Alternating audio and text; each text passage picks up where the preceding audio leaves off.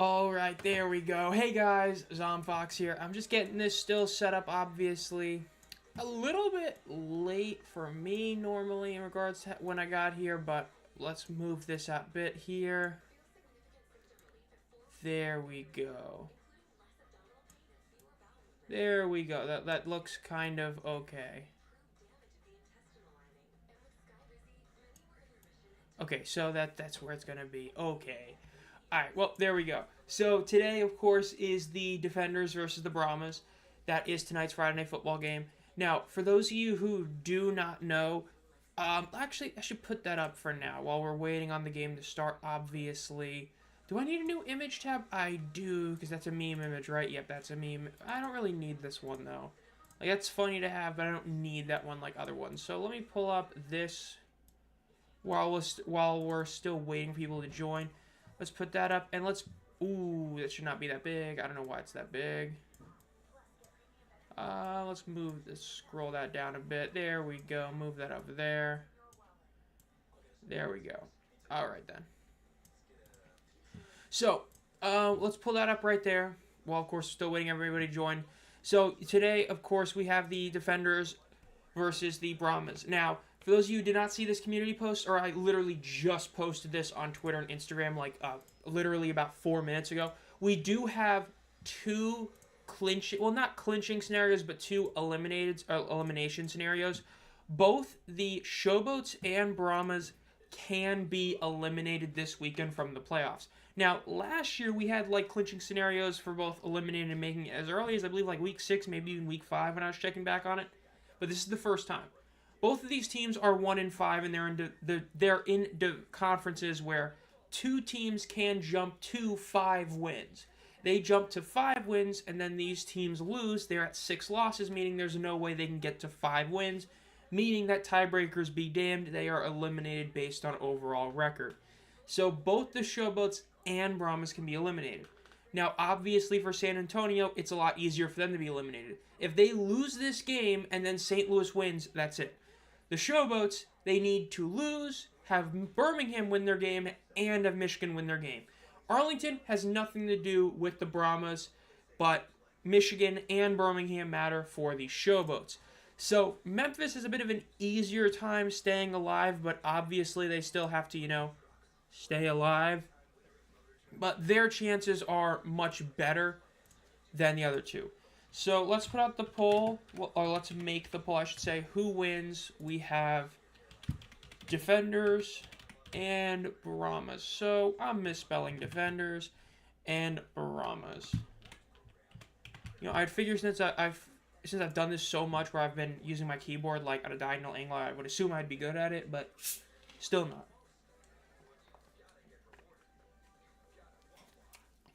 So let's get that poll up. Again, the game will be starting in about 10 minutes.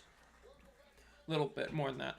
But in terms of overall games going on, in terms of sports, NHL, wild. I literally turned on the game. Within the first 30 seconds, the Leafs scored. It is 2-1 currently. As for the NBA, the Knicks, of course, are the big talking point. They haven't had not one but two double-digit 20-point comebacks over Boston. Jason Tatum is continuing to be a playoff liability for the Celtics, which he's pretty much always been. The Oilers won in overtime yesterday, but if you watch that game, what ended up happening is Vegas took a terrible penalty. Nick Waugh literally just cross-checked the dude right in the face with the stick. I mean, imagine this is the stick. He went bam right to a guy, obvious 5-minute major. They killed that penalty, and then 5 minutes later they allowed a goal anyway, and, lost the game. So, Vegas, they're probably screwed. Them and Boston are both pretty much screwed. They are 0-2 heading to their opponent's home field or home court / ice. So, they're probably screwed. Now, in terms of the Truist Championship for golf, of course, Keith Mitchell is winning right now. I don't expect him to win it. Shane Lowry is right behind him. Straka's 2 behind. Then you have this big tie, Patrick Cantley, Justin Thomas, Rory McIlroy, Colin Morikawa, Bhatia, and Siwoo Kim. So you've got a lot of guys there. Of course, you do have Scotty not competing, but Justin Thomas seeing him be right up there after he got that huge win at the RBC really did not fully expecting to get the W in that playoff. Was kind of expecting him to choke it. It was great seeing him finally win. First time in like 2.5 years he's won. Not 2.5. It might have been 2.5 years. Whatever. It was great to see that one. So, yeah, we got playoffs going on, and we got this game. Now, this game, in terms of what we're kind of expecting to it, I picked, obviously, DC to win. Let me pull up my score while we're... I can just use this same exact one I was just using. My score prediction, I had it being 27-20, a DC win. That was my prediction. I just have a feeling that San Antonio is going to play better than they did the last couple of weeks, but they're just not as good a team as DC. Their injury report was horrific if you saw it. I don't know if I can find the most recent one, but their injury report was really rough the last time I saw it.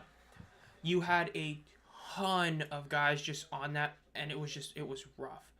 So, that's a pretty big deal. Of course, and then Bryce Perkins' game day moments came out. Got 2 of them. Did not pull one of these silver or gold. Sad, but is what it is. But yeah, I mean, looking at the... I'm going to find the injury... Yeah, the injury report from yesterday. So, again, not today's, but still a big deal. Never mind, they did not put out for the one for the Brahmas. So, screw that, I guess. But the injury report from 2 days ago had a ton of guys. You had, I'm pulling up right now, you had Greg Ward, he's expected to be out. Anthony McFarland's out. Darius Phillips out. Matthew Sexton, the punt return touchdowns, out. Kavian Patton is out. Then you had a couple guys that were just dealing with injuries. Justin Smith and Jacob Harris were dealing with injuries. Bo Pete Keys, Rashard Lewis. So you had a decent amount of guys in the injury report compared to DC, where DC was nowhere near that bad. Like, yes, Andre Mintz definitely hurts him not being there, but overall you're not looking at their injuries and being like, oh no, like, it ain't a big deal. So, yeah, fashionably late arriving crowd in San Antonio. Hear me out, during the UFL playoffs. UFL should announce the teams, one in the XFL, one in the USFL. I do hope that it's during the playoffs or championship, if those whole rumors are true, because I know they've changed it about like 7 times in regards to when they're doing expansion. But hopefully it's during the championship or something like that, because that would definitely be the best thing to actually see. That would be cool for sure. Let me see. What was I about to search up? I was literally on something that's right. I will say, while we're still waiting, man, I know it might be a hot take. I think UPS and FedEx both suck. Yes, I know this is probably random, but like, I was expecting something.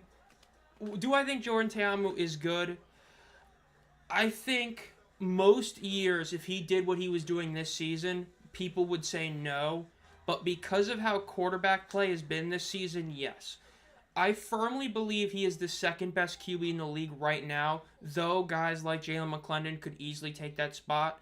But the one caveat is, objectively, he is not a great quarterback. It's a weird thing, but like, for instance, Max Duggan, he gave you one great game, one kind of okay game, and one horrific game. Not exactly a great quarterback. Nolan Henderson, he had that one incredible game, but the couple of games before that, when he did come in, he was really bad one game, another game he was just okay. The Stallions, they've just been dealing with so many injuries. They're potentially going to... If Jamar Smith sees the field, that's their 5th quarterback seeing the field because of injuries. Kellen Mond / Garantano / Hogan, not good. So it's not like Ta'amu himself is great. It's that his competition, aside from Perkins, is pretty weak.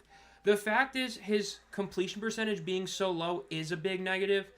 Because what a lot of people fail to realize, and I talked about it, and it was either my game picks or my power rankings video, is that when you're incompleting passes to the degree he is, it means that every other pass play, you are straight up not gaining a single yard. When you're completing the ball passes about 50% of the times, that means every other throw, you're gaining 0 yards. It's why his yards per completion are really high, but his yards per pass are really low. Because he's throwing so much, but he's not throwing accurately. Hey, Zomb, Dan reporting live from the Dome. Oh, you're at the game? Nice, that's sick. I hope the crowd is really good this time. It's a shame the Brahmas were not able to play well for that crowd. I mean, that was an insane crowd that the Brahmas had 2 weeks ago. Hopefully it's something like that. That's sick that you're at the game. But, yeah, random thing about UPS, man. UPS, I was expecting a package today. I got hit with your address needs to be corrected. It's the same address I've used for the last 7 UPS orders. And so it's like FedEx. I've only had this problem with FedEx and UPS where they'll say can't be delivered, but in reality it's our driver's too lazy or doesn't realize where you live. So hopefully it comes tomorrow and I don't have to call UPS customer service or drive like an hour to my UPS store that's near me. So we'll get an update on Sunday when I do that live stream whether or not I got my package. But we'll see. A sack should count as an incompletion. Because of how the UFL does it, I'm fine with how they do it because of the fact they do make it very evident. Like, I know in the NFL, I think they do it as well, but, like, not talked about as much. But the fact that sacks count to your team's passing stats and are shown for a quarterback, like how you can look at Perkins versus Teamu and see that Perkins is taking, like, significantly less sacks. I do like that. Because sacks are a lot like interceptions and a lot of other stats. It's like a twofold issue, right? Like, some interceptions aren't the quarterback, it's the receiver failed to catch and gets bobbled. But the same token, then there's dropped passes or dropped interceptions. Same thing for sacks. Sometimes it's the pass blocking doing a terrible job. Sometimes it's the quarterback holding onto the ball too much. But overall, yeah. Would look really bad on DC if they lose. If DC loses this game, that's rough. Getting swept by San Antonio this season, I mean, that would be horrid for DC. Because then you give Arlington a lot of life. You just look bad for DC. Like, this is a game they should easily win. So, we'll see. I know a decent amount of people have been joining recently. Again, we're just finished Fast Money on Family Feud. So, that's the wrong image. I forgot that I changed that. So, this is the playoff scenarios for this week. You have these playoff scenarios. Both the Showboats and Brahmas can be eliminated this week. There is no clinching scenario because of Arlington and Houston. But both the Showboats and Brahmas will be eliminated if they lose and the 2-4-2 teams win. Which obviously for San Antonio just means if DC beats them and then St. Louis wins. If those happen and then for Memphis it's a Memphis loss, Birmingham win, and Michigan win, then they're eliminated. There might be like one other scenario that screws over Memphis, but I ain't looking too far into that. This is the basic. This is just total wins. So it's simple math, right? If these two teams lose, the max wins they have is 4. If those other two teams that they need to lose win, they're at 5 wins. There's no way they can get to 5 wins. They're eliminated. So if the Brahmas lose tonight, their season's officially over if St. Louis wins. Now, obviously, right, I talked about it in the Game Picks video, I believe. San Antonio's season really ended last week. Same with Memphis. Both their seasons really ended last week, but they're still technically alive, so we'll see. Weedy Biggs reporting live from the game. So we got 2 people at the game. Nice. Love to see that. Both DPS and Weedy are at the game. It's empty in here. I know a lot of people were worried about that when San Antonio laid that massive egg against, who was it 2 weeks ago? The Roughnecks 2 weeks ago. So it's like, it sucks to see that, but like, I'm not shocked to see that. You know what I mean? So, kind of it is what it is moment. But, the crowd goes mild. Okay. That would, I mean, it can't be any worse than Houston last week. I mean, if you know, you know. Brahmas have scored 24 against DC and 47 against everyone else in the other 5 games. Hell, and if you eliminate the Panthers total, that drops like, what, 27? I mean, this is, if you know the joke, like, you've all heard of the saying, the unstoppable force versus the immovable object. This is the stoppable force versus the movable object. Despite what people have said, DC's defense arguably is the second worst unit in the league right now, arguably the worst. They've allowed more points in every single subsequent game this season. And legitimately, they're on pace to allow 42 points in this game, roughly. Because they allowed, like, almost nothing in week 1. Then they jumped a bit more. They allowed, like, that 20-something to San Antonio. They allowed, like, 33 against Arlington. Then, like, 37 or 38 against Michigan. So you have this horrible offense in San Antonio against this imploding DC defense, which is why I picked the score to be like 27-20. Because I just can't see San Antonio playing as bad as they have against Houston and Birmingham against this DC defense. Brahmas fell off hard from last year. The worst part is, despite what people say, I really don't think there's a clear-cut answer. Because it's a mix of the Wade Phillips situation, the A.J. Smith situation, and the overall talent.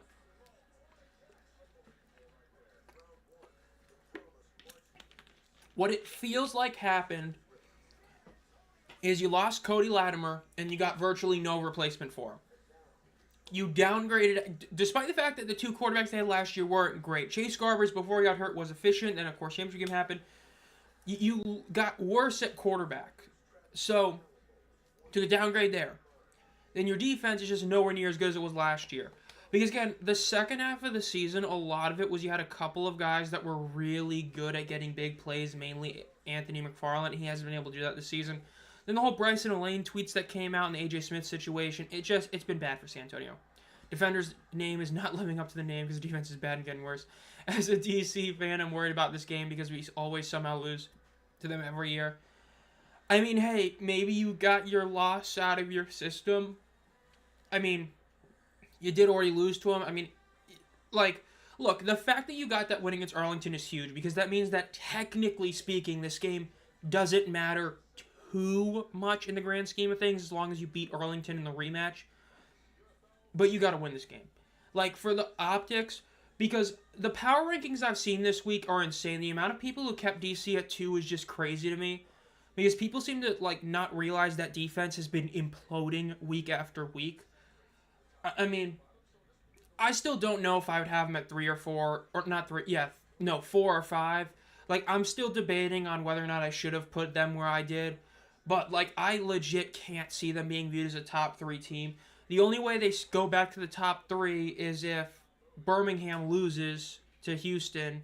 Well, one of those teams probably gets below them. I don't know. It's just, we'll see about this game. We'll see how DC plays. Again, their defense has been looking worse and worse every week, but this is against a very stoppable force, right? It's the stoppable force versus the movable object. So, we'll see how this goes. You have the only real player competing with Bryce Perkins for MVP, and no, that's not Jordan Ta'amu, that's Chris Rowland, going against this Brahmas defense that has been pitiful all year, somehow the worst unit in the league. So, expect a big game from Chris Rowland. We still have the poll open for who you think wins. A lot of people are picking San Antonio. It's not like 50-50, but a decent amount of people are picking them, which I'm kind of shocked at. So, make sure you vote on that one, who you think is going to win this game. Let's see what's going on over here. Of course, you have this game on Fox, right? Again, it's the second home game of the season for San Antonio. We have 2 people who were in chat who are at the game. So, we'll see how this game goes. It's going to be a weird one. I really do feel like this is going to be a weird one because I think some people are going to expect it to be like a total blowout, and I just don't see that. But we'll see. It's been a very interesting week. In overall football, it's been something. But yeah. Let's see. Stuff going on. Didn't mean to do that. I just don't know exactly what I think about this game, really. It's such a weird matchup. Like, there's just not really too much for me to talk about this one. Because, in theory, DC should obliterate them, but I just got a feeling that they're not. But we'll see. Again, we've got multiple playoff games going on right now, so pre-firing it, sadly expect poor TV ratings that come out on Monday, or Tuesday, I should say. My apologies. Might be Wednesday. Normally, when there's like a holiday like Mother's Day, it gets pushed back a day, but it didn't last time, so maybe it doesn't this time. But again, we've got the Maple Leafs playing the Panthers right now. Insane first period. And you've got the Cavs versus the Pacers, which, admittedly, I don't know why you'd watch that series unless you're a Cavs or a Pacers fan. That's like, of all the series in both the NBA and NHL going on, it's the biggest why watch this series. Like, I legit don't see any point to watch it. Like, in the NBA, you've got the series going on between the Celtics and the Knicks. You've got the battle of the should-be MVP and the guy that's going to win it that shouldn't win it with the Nuggets and the Thunder. Even the Warriors-Timberwolves matchup is more or is more of a, like, drama-filled matchup than the Pacers-Cavs. Like, dude, the Pacers-Cavs, seriously? In the NHL matchups, I mean, all 4 series, well, 3 of them look to be great. Technically 4. It's just a matter that I wouldn't be shocked if we see a sweep or a gentleman sweep, but it'd still be great matches overall, or great games overall. Because, I mean, Edmonton versus Dallas, that was great. That was, versus Vegas, and then Dallas versus Winnipeg, great. Is it crazy that the Roughnecks ranked 4 in the league? DC will ground to come for 1. I put them at 4. It's hard for me to... The reason I did it was this. Right now, even with the quarterback issues, I think Birmingham's a better team than DC. So my viewing is, do I think Houston or DC is closer to Birmingham? I thought Houston is closer to Birmingham. It's why I even picked them to get the upset this weekend. So because of that, I put them at 4. But I wouldn't be against you putting them at 5. My thing is, they should be above the Renegades. That Renegades team virtually has not changed since the Houston matchup. Whereas Houston has gotten better. Yes, they lost Kirk Merritt again, but they gained a couple of DBs back. They're a better team than when they played Arlington. And even in that game, it was a 2-point game. That was a 2-point conversion away from potentially going to OT. So because of that, I think that at worst, Houston should be 5. I think Arlington at this moment is clear 6, but obviously can go up. It's just when you're blowing all these close games, just like you did last year, it's hard for me to give you a second pass. I gave you the pass last season when I put you at 4 in the final power rankings video. But if you're going to do it again this season, you're falling down. Stallions QB room is like the 2023 Niners. True. I mean, Peasley's already out, so you have Cookus as the starter playing banged up, and we might see Jamar Smith play, which would be the 5th quarterback to suit up for the Stallions, which is insane. Sup, Adam? Well, we got kickoff right now. The defenders are getting the ball first. The return is at the 10-yard line, up to the 15, the 20, the 25. Cuts to the left, gets to the 30, the 35. And he gets tackled out of bounds at about the 38 again. People may act like there's a second-place guy for the MVP race on DC. It ain't the quarterback, it's Chris Rowland. He is a great kick returner, an incredible receiver, easily the best player on DC overall, and you just got some proof right there at that. UFL ranks this season 50.2% last in the league. Of course it is. Let's see what the DC defenders can do in offense on this first drive. They're going to start at the 39-yard line. Good spot. So let's see what they can do here. Teamu is in shotgun. One man to his right. He's got 2 receivers on both sides of the ball. Ball is snapped. Fakes the handoff. Quick little pass to the left. It is going to be tackled out of bounds for about a 5.5-yard gain. Now, that first quarter against Michigan last week was really the only time we've seen Teamu play somewhat like his 2023 self, where he had that elite team around him. He was very solid in that first quarter. Now, afterwards, he kind of fell off a cliff, but if he can do what he did then, it would be great. Abram Smith as a player to watch is a huge stretch. Fake the handoff, and Teamu is going to run on the ground, and he gets to the 50-yard line for the first down.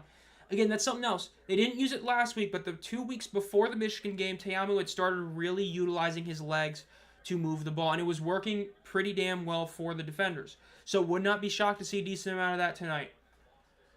I hope Jamar gets a couple of series Sunday. It would be cool to see that, especially with the whole thing of him retiring and then now he's not. It'd be great to see. Teamu throws over the middle, it is caught, and it is a first down up to about the 43-yard line. Again, this is what they need to do with Teamu. Teamu is a massively inconsistent, inaccurate, deep passer. Keep the passes within 15 yards, make them easy throws. That's what you want to see. So again, so far, solid drive for the DC defenders. Past midfield, let's see what they do here. Teamu is in shotgun, ball is snapped. Fakes the handoff, and he's going to throw to his right, and it is going to be caught for a touchdown. DC is already on the board. Braylon Sanders, wide open touchdown. Absolutely terrible defense. One of the most nonchalant touchdowns of the entire season. Just an absolute freebie. Teamu just had to throw it over the DB. Wow, that was embarrassing for San Antonio's defense right there. That was rough. Just did a fake curl, completely bit the DB. He fully bit onto it, and he just turned right around. Boom, touchdown. That's a great route right there. Sanders, great play by him. Teamu almost overthrew on that.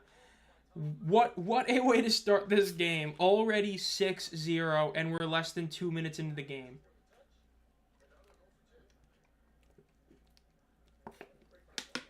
DC is going for 2. They continue this trend from like last year. They are really bad at these extra point conversions. They just showed the stat line. They're like 3 of 11 on the 2-point conversions this year, which obviously is really bad. San Antonio is going to be using their super challenge. Let's see if they get it.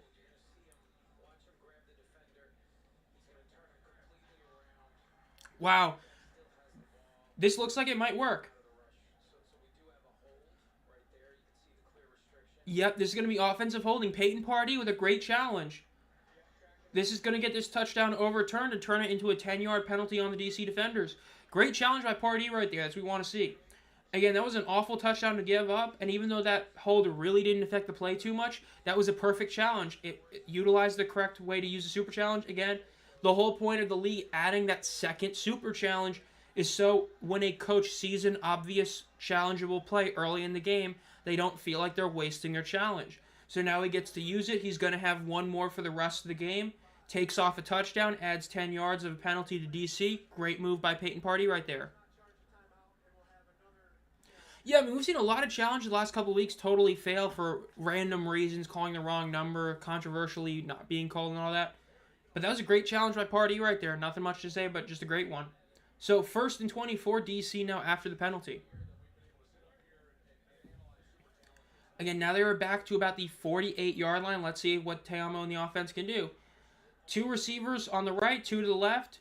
He's got a running back, 2 is left in the backfield with him. Motioning Roland in front of him, going to the left now. Turning back to the right. Looks like Teamo's calling an audible right there. Ball is snapped, drops back to throw, looks to his left. He's going to quick throw it. It is going to be caught for about a 5-yard gain. Good challenge. Can we get some defense, please? We'd love to see it. Do you follow UFC? If so, who do you want? Who do you think wins between Ilya Taporia and Islam and Bones Jones versus Tom Aspinall? Tom Aspinall should win. Like, let's call it like it is. John Jones' heavyweight reign is insanely weak. I'll talk about after this play. Snap is up to Teamo, looks to the left. He's going to throw it. It is going to be caught. Makes a move, gets to the 40, gets tackled. He's still on his feet, but he gets tackled again at about the 39-yard line. Again, aside from that, we haven't seen a single running back rush all game so far from DC. Let's see if they change that. Like, John Jones beat the perennial second place Cyril Gahn, and then he beat... Look, Stipe's a legend. But at this point in his career, Stipe is not an impressive win. You're beating a dude who has basically, like, been halfway out the door for 5 years. 5 years might be a stretch, but not impressive. Tom Aspinall has basically beaten everyone in the division except Gahn, right? The only loss was the Curtis Blades loss, which, of course, when he literally tore his ACL and then he beat him relatively easily in their rematch. There looks like there's going to be a penalty. Let's see who was on. So I think Tom Aspinall should win that fight. Taporia versus Makhachev is a different one. It's going to be a false start on the offense, 5-yard penalty. But when it comes to that, look, Volkanovski was viewed by a lot of people as the best fighter in the world when he moved up to fight Islam. And yes, the first fight was incredibly close, but that second fight, Islam really proved that at this moment, he should be viewed as the number 1 pound-for-pound guy. I know there's the whole issue about who wins JDM versus Bilal this weekend. That's going to determine what Islam does. Islam, right now, I think would win that fight. And I do think Oliveira deserves that shot before Taporia. I think that Charles just keeps getting screwed over. Teamo gets sacked for about a 7-yard loss, going to force the punt. Carr, you asked for a couple of you asked for some good defense. Great sack by the San Antonio Brahmas. This defense has been really poor all season, but they forced that sack. It's going to force a punt out of DC. Great, again, incredible super challenge by Peyton Pardee. And overall great pressure right there. Teamo held onto the ball too long. Was going to run it, but it was too late. Big sack. Yeah, I think Islam would win. I think Aspinall would win. I will say also that people are talking about this card as like super weak this weekend. We've seen some other pretty weak cards before. Like, I think people are overreacting. Like, this might not be the most exciting card, but like we've seen a couple of bad ones. Like the UFC like 290s to like 297, I believe. Those are pretty weak cards as well. Going to be tackled immediately at the spot of the return at the 11-yard line. So this is going to be a pretty long drive for San Antonio. Let's see if they can pull off. The Brahmas are poop water. Maybe they can pull a W here. I mean, hey, they got a defensive stop. Love to see that, but we'll see. Great UFC answer. I just smashed the like button for you. Hey, thanks, man. Again, I do watch the UFC. I don't pay for the cards. Like, I'm sorry, but I'm not paying, even with $10 off, I'm not paying $70. And yes, I know you could always, ride the 7 C's, as people say. But, I mean, watch fight nights, and I do watch most of the replays. It's just, like, the whole John Jones versus Tom Aspinall thing, dude, people act like Islam should be forced to vacate the belt if he moves up. John Jones has held the belt for like 2.5 years, and he's defended it once against Stipe. I mean, like, Islam shouldn't be forced to relinquish the belt. Like, I know we like to joke on him now, but I mean, I'm forgetting his name. Jamal Hill, right? He won the belt, then like immediately got hurt and relinquished the belt. For the time to come back from his ACL tear, he would have been able to come back and have a fight camp still, and probably fight roughly the same time it took Jones to go from Cyril to Stipe. So Islam, he shouldn't be forced to relinquish the belt even if he moves up, especially when he's considered pretty much by most people the best fighter right now. Like, they pretty much messed up to force him to relinquish the belt when you let John Jones hold the division hostage for 2.5 years. That's what I would say.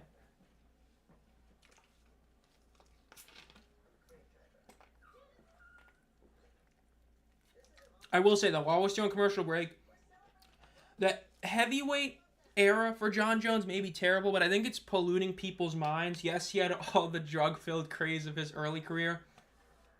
But, like, John Jones is one of the greatest fighters of all time.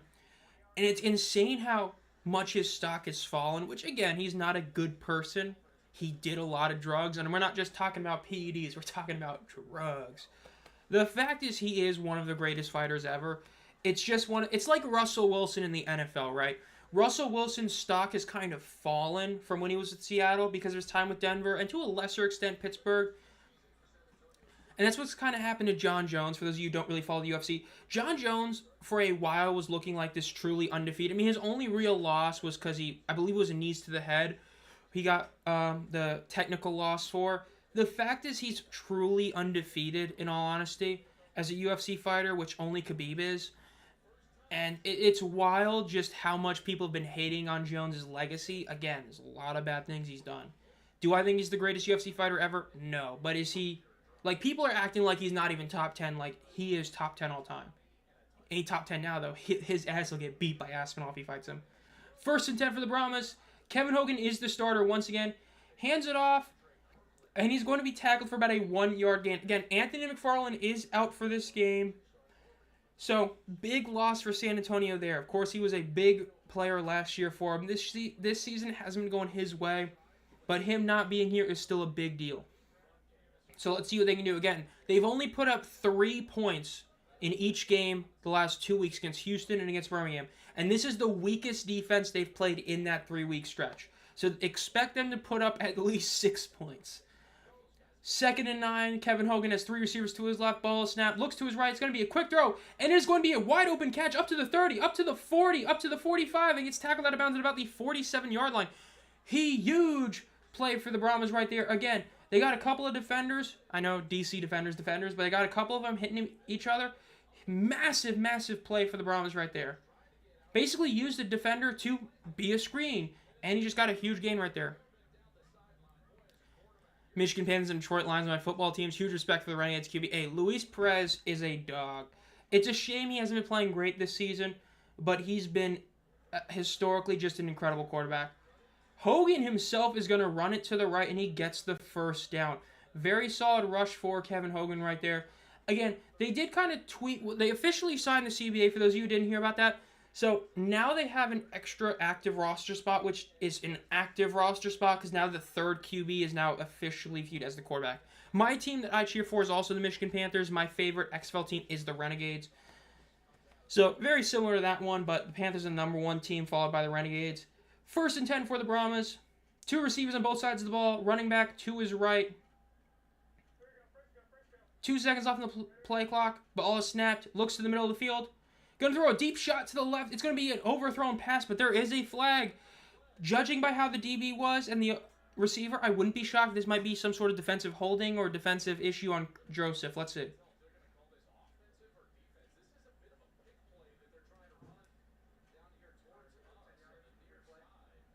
Let's see. This could be offense, but let's see. Offensive pass interference. 10-yard penalty.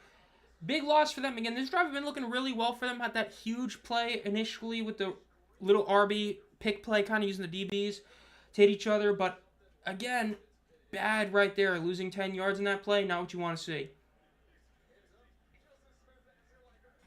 And of course, even though it wouldn't have mattered anyway, you would have wished to see a bit of a better pass by Hogan. That was a pass that was just nowhere even close to really being caught.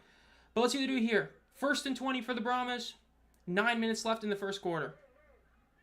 2 receivers to the right, 2 to the left. Ball is snapped. They hand it off. Cuts in the middle. Rushes for about 4-ish yards. Might actually have gotten a couple more. Might have gotten about 6 yards.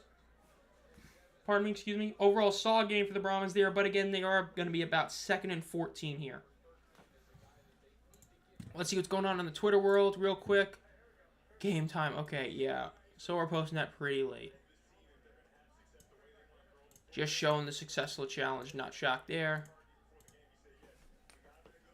2nd and 15 for the Brahmas. 3 receivers to the right, 1 to the left. Ball is snapped. Looks to his right. Pass. And that is a bad throw by Kevin Hogan. Just whiffed the throw. Threw it way too far ahead for him. If he had caught that, that would have been potentially like a 10-yard gain. Hate to see that. Valentina and the Carolina Panthers, sadly. Wish it was another team, but it is what it is. Hey, maybe we don't suck this year. We'll see. John Trey Kirkland was incredible last year. Tied with Justin Hall for the most receptions in the league this year. Not as much. A lot of guys that were great last year just aren't clicking as much this year.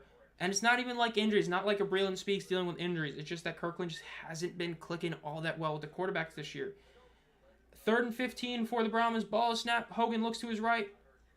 Rolls to his right. Throws over the middle. It is going to be caught.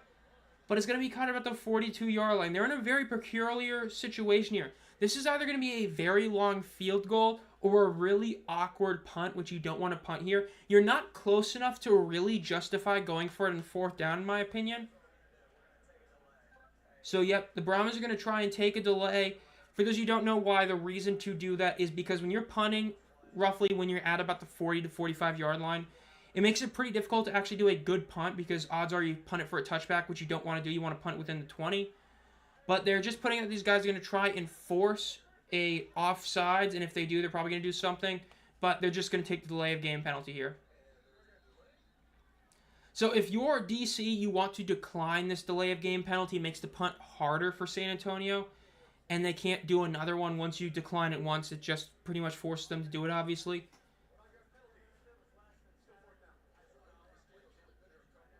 So we'll see. Yeah, the Stars are definitely not what they were a couple years ago. I mean, granted, they lost 2 games in the first 5 weeks a couple years ago, 2023, but somehow they, bounced back to go 5-0. But we don't fully expect it this season. We'll see. Brad Wing, of course, one of the most high-profile punters in the league, destroying time. Oh, wait. Wild. Destroying finally kicks some field goals, misses the one kick that would have set the game to OT, then gets hurt and might come back. It's like a race between him and Wade who comes back first. So the defenders did accept the penalty. Controversial decision there, but let's see what the Brahmas do here in 4th and 11 with this punt.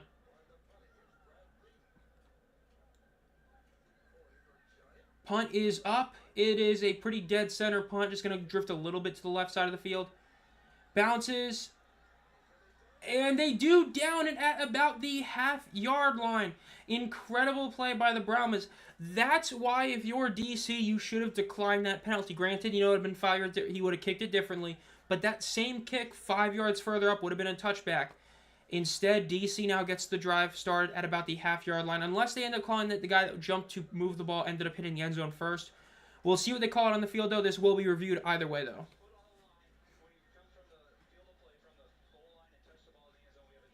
They're calling it a touchback now on the field. Again, this can be and will be reviewed, so we'll see if it stays there. So we'll see.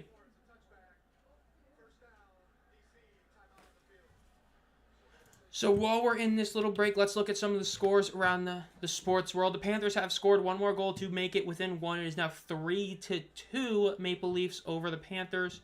Don't even know who scored the goal yet. As for the NBA and the one game pretty much nobody cares about, it is 36-36 Cavaliers versus the Pacers. Mobley's back. Garland's back. So they're getting a lot of their guys back, which they needed because they were without a lot of them. Now 38-36. Draymond Green. If you saw what Draymond Green was yapping about, man, that was hilarious. Acting like he's a victim and not the dirtiest player in the league was hilarious. Saying there's an agenda after him. Like, bro, come on. Like, no, there's not. There ain't no agenda, Draymond. Maybe just stop fouling every 2 plays.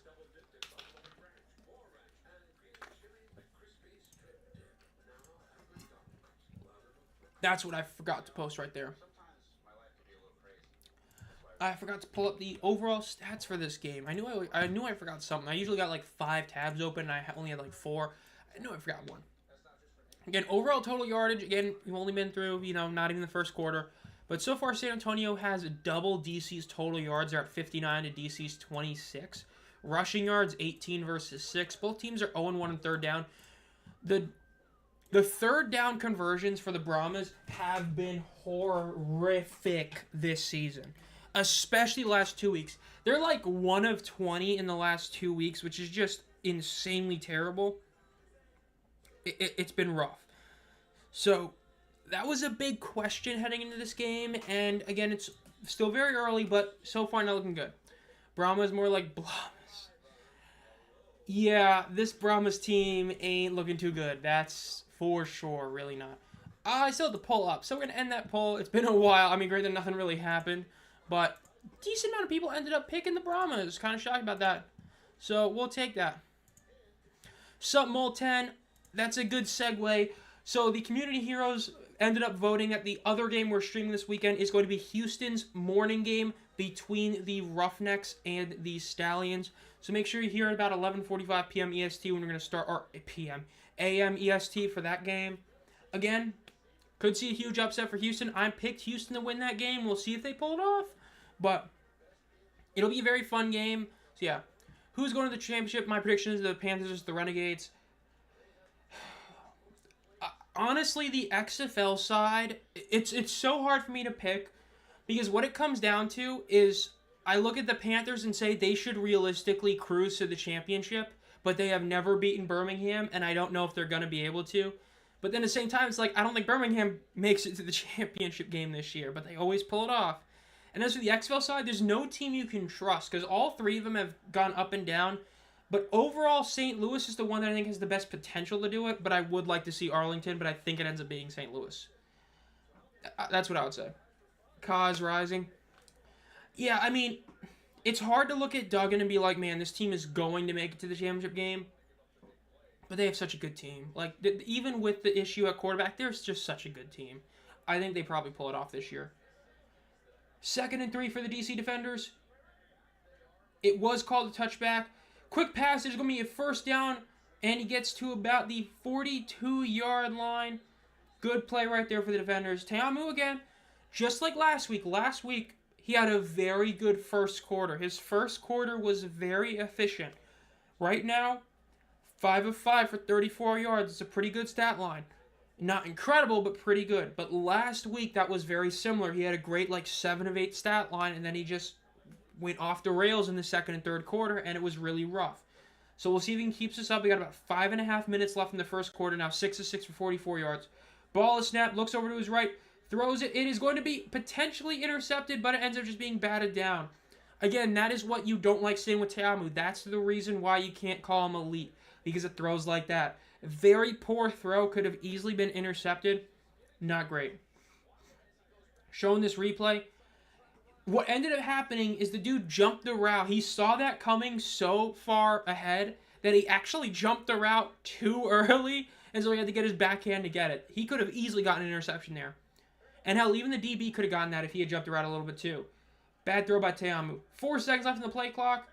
Ball is snapped. Teamu looks to his right, looks over the middle of the field, throws it to his right, and it is too far ahead of Chris Rowland. Rowland only was able to get one hand in that. That was definitely looked to be someone on Teamu. Not the worst throw he's made, but could have been a better one. Again, was 6 of 6. Now, very quickly, he's 6 of 8. This is the issue with Teamu. He'll give you a couple of good throws, and then you'll just start seeing the bad come out. He needs to limit that bad version of Teamu, because back-to-back plays, especially the first one, not great throws. 3rd and 10 for DC. Jackson to his left in the backfield with him, and he's got his receivers spread 2 on each side, it looks like. Roland moved a little bit more. Ball is snapped. Te'amu looks to his right. He's going to throw it to the sideline. It is caught, but it gets batted out. It's going to be an incomplete pass. Wasn't able to haul that one in. Granted, it wouldn't have even been a first down. It would have been 2 yards shy. They might have gone for it because they would have been at about the 49-yard line, having to get to the other 49-yard line, but yeah. Showing the replay, he got it, immediately hit the ground.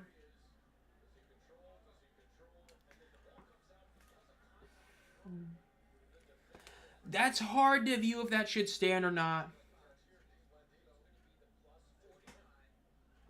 Looks like they're calling that a catch. We'll say, weird they call that a catch, but we've seen a couple other ones that were not really catchy, but yeah.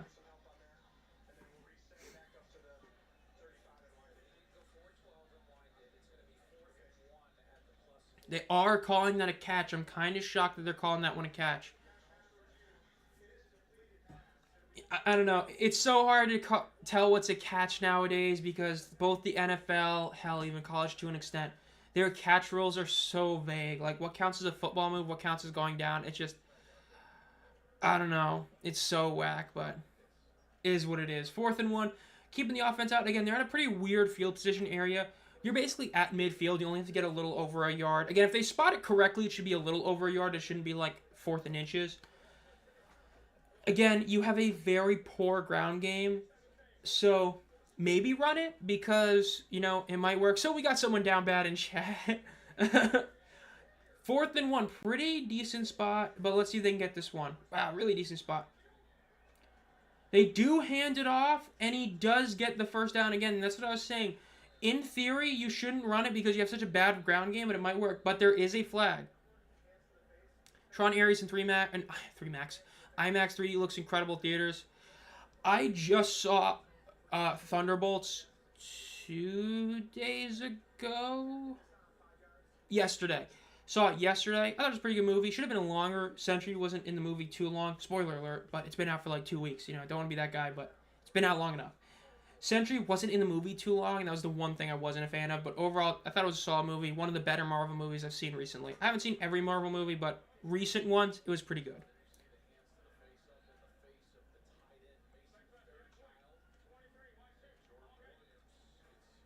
Jordan Williams getting the penalty. Even if they didn't get it, they would have still gotten the penalty. Just being observant. 1st and 10 for DC. 3 receivers to the left, 1 to the right. Running back to the right as well. Motioning rolling to the right. Or the tight end, my bad. It is caught by the tight end and gets to the 30. What?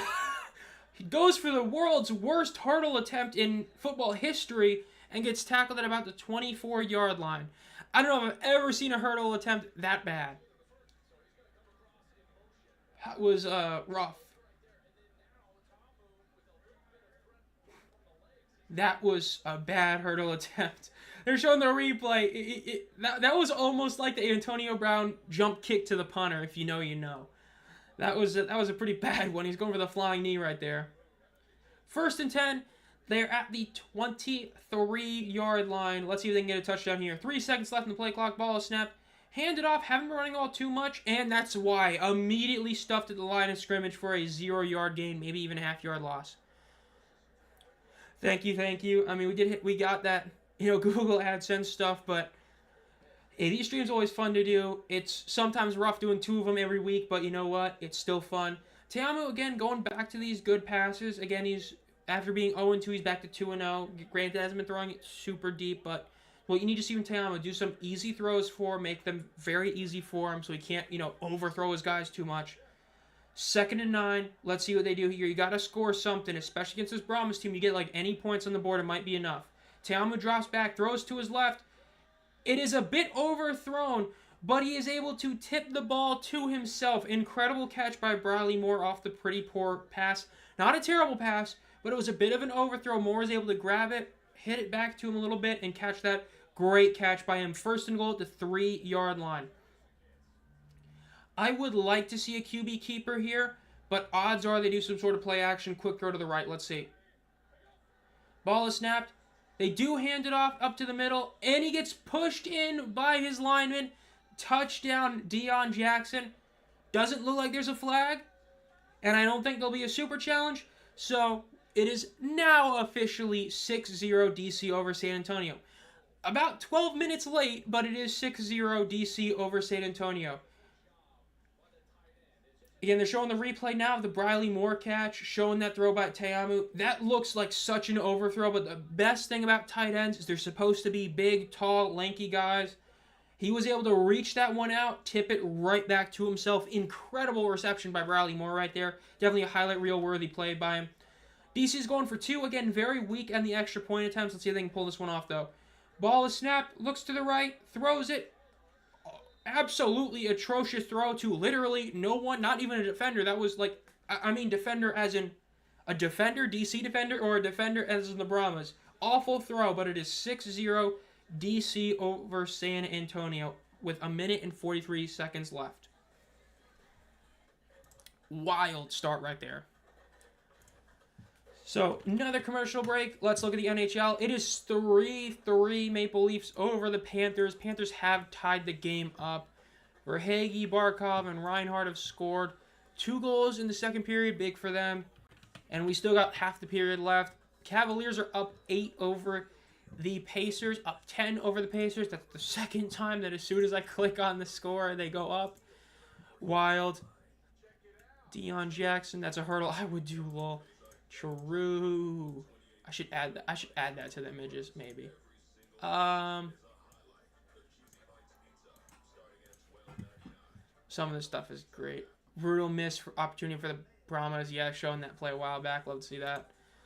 Let's see what's trending. Again, for those of you who didn't know, Bryce Perkins was trending. He was legit top 5 trending last weekend. But let's see right now. Got SmackDown, obviously. Not too many sports trending right now. Kind of shocked about that. Toronto versus Florida's up there. Love to see that. Lindor's trending. That might be good. It might be bad. I hope it's good. 4th leadoff home run of the season. That's good. Love to see that. And back here. Not sure the Brahmas will be able to overcome such a deficit. Sad how true that is. Again, San Antonio this season, for those of you who don't know, if you eliminate weeks 3 and 4, they have put up 6 points. No, my bad. 9 points twice and 3 points twice. That's how bad the San Antonio offense has been this year. That's why I said that they are easily a stoppable force. So this is already a really tough deficit for him, like Carr said. And like, you think he's joking if you don't know, but he's being serious. This is a deficit we don't know if the Brahmas can overcome this season. Because, I mean, they had 2 good weeks of offense. That's it.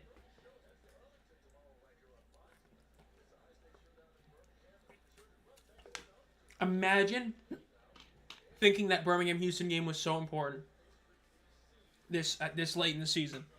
Absolutely wild that game could determine who the playoffs was. My guess on in-person attendance, not tickets distributed, is 4,280. I mean, hey, that'd be like 8 times better than what was in-person attendance for Houston. I mean, like, there's no way San Antonio can be that bad in attendance, so at least there's that.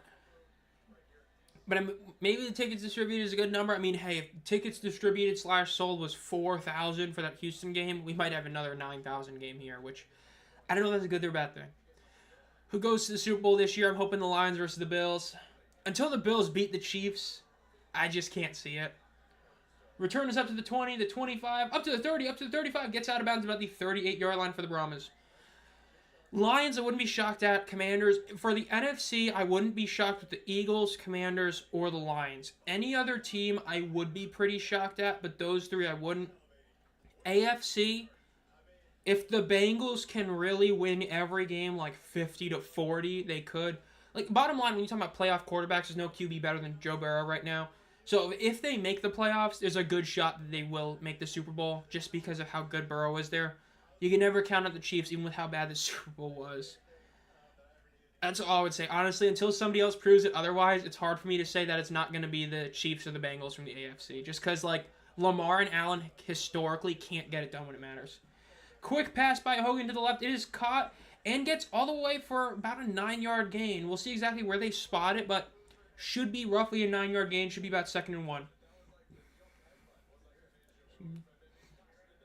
What an interesting drive for the defenders. Had that awful hurdle attempt and had that great reception. Incredible. 2nd and 1 for the Brahmas. Did call it a 9-yard gain. 3 of 4 for Kevin Hogan. Very solid stat line, but again, hasn't thrown it too much. 2nd and 1 because they haven't had the ball too much. Ball is snapped. Rolls to his right. He's going to roll. Keeps running. There's a flag, probably holding on the offense, and there is a flag, and incomplete pass. Great answer.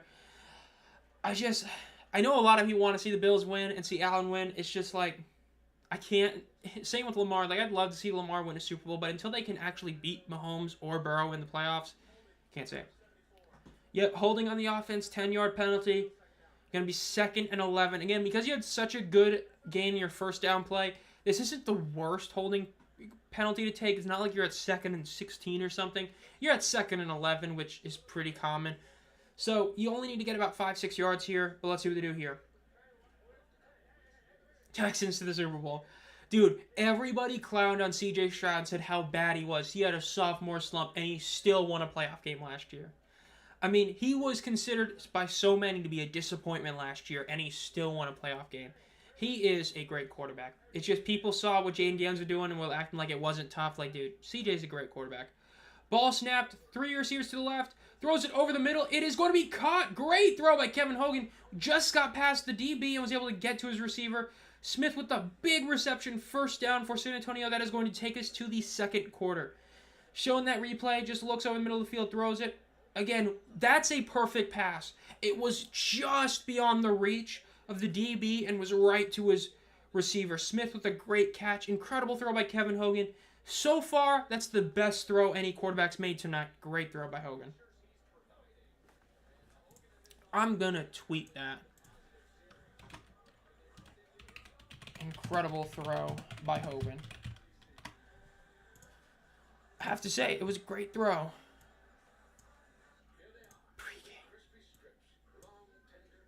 Colts quarterback. I forgot about the Colts. I forgot that team even existed, not going to lie.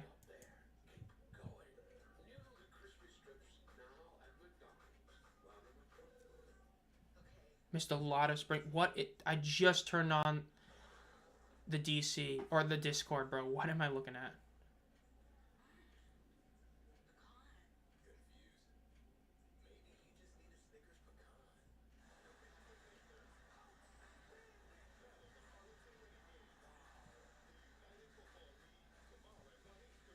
Bro, what am I looking at? Okay, so we're going to X out of that. Act like I didn't look at that. The Giants. Hey, even though I'm not a great fan of, or a big fan of the Jackson Dart selection, the fact that it did work out, they got Abdul Carter at 3 was great for New York. I mean, that was such a good pick. Like, I hate calling a top 5 pick, like, the best pick of the draft. Because it's like, duh, you're picking top 5, of course, getting a great player. But when it comes to player and fit, I love Cam Ward going to Tennessee. But Abdul Carter in New York was such a good pickup. I mean, that was like your biggest weakness as a team was that horrid pass rush that was supposed to be a lot better and ended up not being as good. He's going to be great for them. That was a great pickup. I would say personally that was my favorite draft pick. Again, I get it. It's a top 3 pick, like obviously. But I think that was a great one. The year prior, I still stand by it for how great Jaden Daniels was. The best draft pick last year was Brock Bowers to the Raiders. He should have gone much sooner. Like, Jaden Daniels, like, for me, a great draft pick usually cannot be a top 5 pick because it's like, duh, you went top 5. Like, I expect that. But, like, Brock Bowers last year, I thought was the best pick. I'm pretty sure I posted it on Twitter. You can find my tweet about it saying that was a steal. That was the best pick of the draft. I think Abdul Carter is the best pick this year. I hate giving it to that because I think that goes against what you're supposed to view the draft, which is if it's a top 5 pick, then duh, it's a good pick. But I love that selection for him. I think that was a great draft pick. Verified. No, not verified. I made one misclick and Twitter acting like I did something horribly wrong.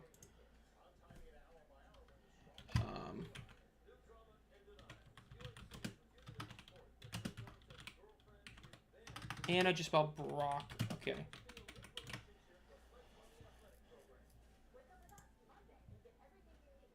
What do you mean? Can't find that. Okay, then.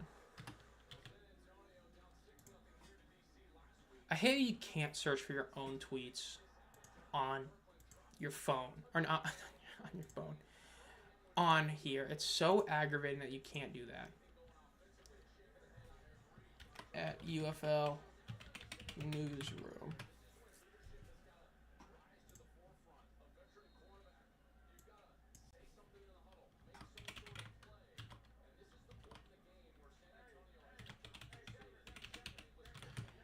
First and 10 for the Brahmas. Ball is snapped. They hand it off, and it gets for about a 3.5-yard gain on the play.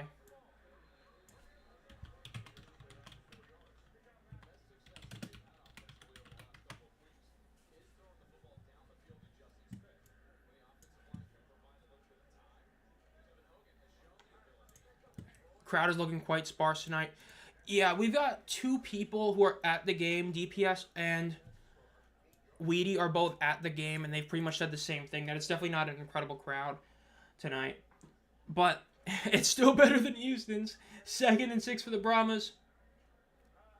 Ball is snapped. Looks to his right. Quick throws. It is going to be caught again. This is a very solid game by Kevin Hogan so far. Again, a very solid, accurate pass by Hogan right there. That's something that you don't really see from the other quarterback in this game. Hogan is not going to light it up and being the most incredible thrower in terms of, like, wow factor. But when it comes to just accurate passes, that's what you wanted to see. That's very solid. They'll say 9, 10K. If the tickets distributed number was 4,000 for the Roughnecks, this game might be 20. I mean, seriously. That Roughnecks game, like, I hate when I sound doom and gloom, but, like, dude, that Roughnecks game was rough. Ball is snapped. They hand it off to the left, and he gets about a yard on the ground. Going to be 2nd down for the Brahmas. Again, this is a very solid drive for the Brahmas. Again, we were talking about it earlier, like Cara was saying, that we don't know if they can overcome this deficit. This is looking like a good drive for the Brahmas. They're already in field goal range. Now, again, last time they were relatively close, took a bad penalty. So we'll see what they do here. Kevin Hogan, 5 of 6 for 79 yards. Very solid stat line for Kevin Hogan. So let's see. Again, shotgun once again. Really, the Roughnecks are the only team that even somewhat utilize, under center plays. But yeah. 2 receivers on both sides of the ball. Running back to his left.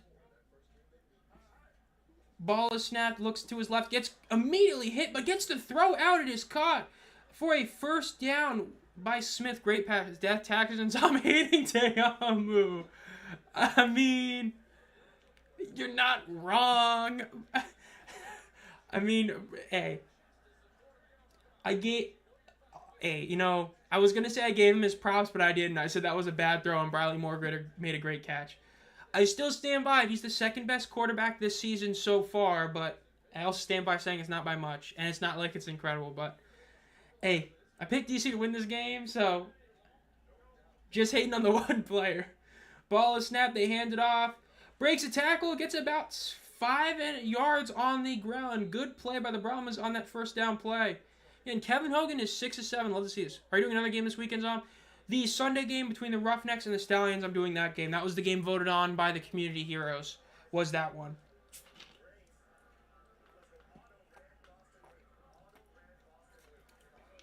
But yes, doing a Mother's Day stream. But it'll be a fun game. I really do think Houston pulls off the upset. I do think they get it. I just got that feeling they're going to pull it off. They're going to get that upset, and it's going to be chaos in the USFL. Hand off the ball in 2nd down. They get the first down. Great rush by the Brahmas. Again, a lot of people were very questionable about this ground attack without Anthony McFarland. But as I mentioned before in Power Rankings videos, McFarland hasn't been as good as he was last year this season. So not having him getting carries could be a good thing. I didn't say that, but it's looking like it might be a good thing because so far this ground game's looking pretty solid. Again, this offense has looked horrid the last 2 weeks. This is looking like a great drive from Kevin Hogan and this Brahmas team. 0 touchdowns in the last 155 minutes. That's absolutely wild. 1st and goal at the 7-yard line. Ball is snapped. They fake the handoff. The ball looks like it got tipped as he threw it, so it is an incomplete pass, 2nd and goal. And I did look it up. I found out how to do it. So literally to Adam, I literally said the spot the Raiders got Brock at was crazy. I think that was the best pick of the draft in terms of value when they drafted. And I said that when they picked him, I said it was that getting him outside the top 10 is a steal. So I was right last year. Maybe I'll be right about Abdul Carter being the best pick in this year's draft, because I stand by it. Best overall pick last year was Bowers, and I'm glad I called that one. I really wish the Panthers would have drafted him, but I wish they would have drafted Tyler Warren this year, is what it is. Ball is snapped. Hogan looks to the middle, runs to his left, he throws it. It is going to be caught for a touchdown. It is a tie game, 6-6. Alize Mack with the touchdown. The tight ends are just dominating in this game. Great pass. Again, Hogan was getting pressure, was able to roll out, get the throw off, and it was a great catch as well. Could have been a bit better throw, but it was a good enough throw. Pardon me, excuse me. Great play. Brahmas tie the game. They have already scored as many points as they have the last 2 weeks combined. Not even, I mean, that's hilarious, but it's true. They've put up as many points in this game as they have the last 2 weeks combined, which is wild. Is it just me who wants Birmingham to win?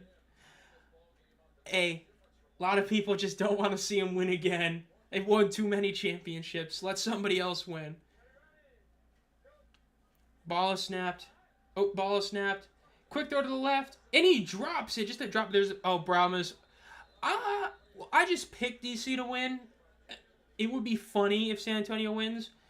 But we did do the poll, and it was about 32% voted for the Brahmas to win versus 68% for the Defenders to win. But I think this is just one of those things where it's just kind of a fun one. Penalties declined. It is 6-6 with 10 minutes and 19 seconds left in the half. Oh, I fully X'd out of Twitter. I did not mean to do that one. So let me go back real quick. And I misclicked again. Yes, sir. Doing great on here.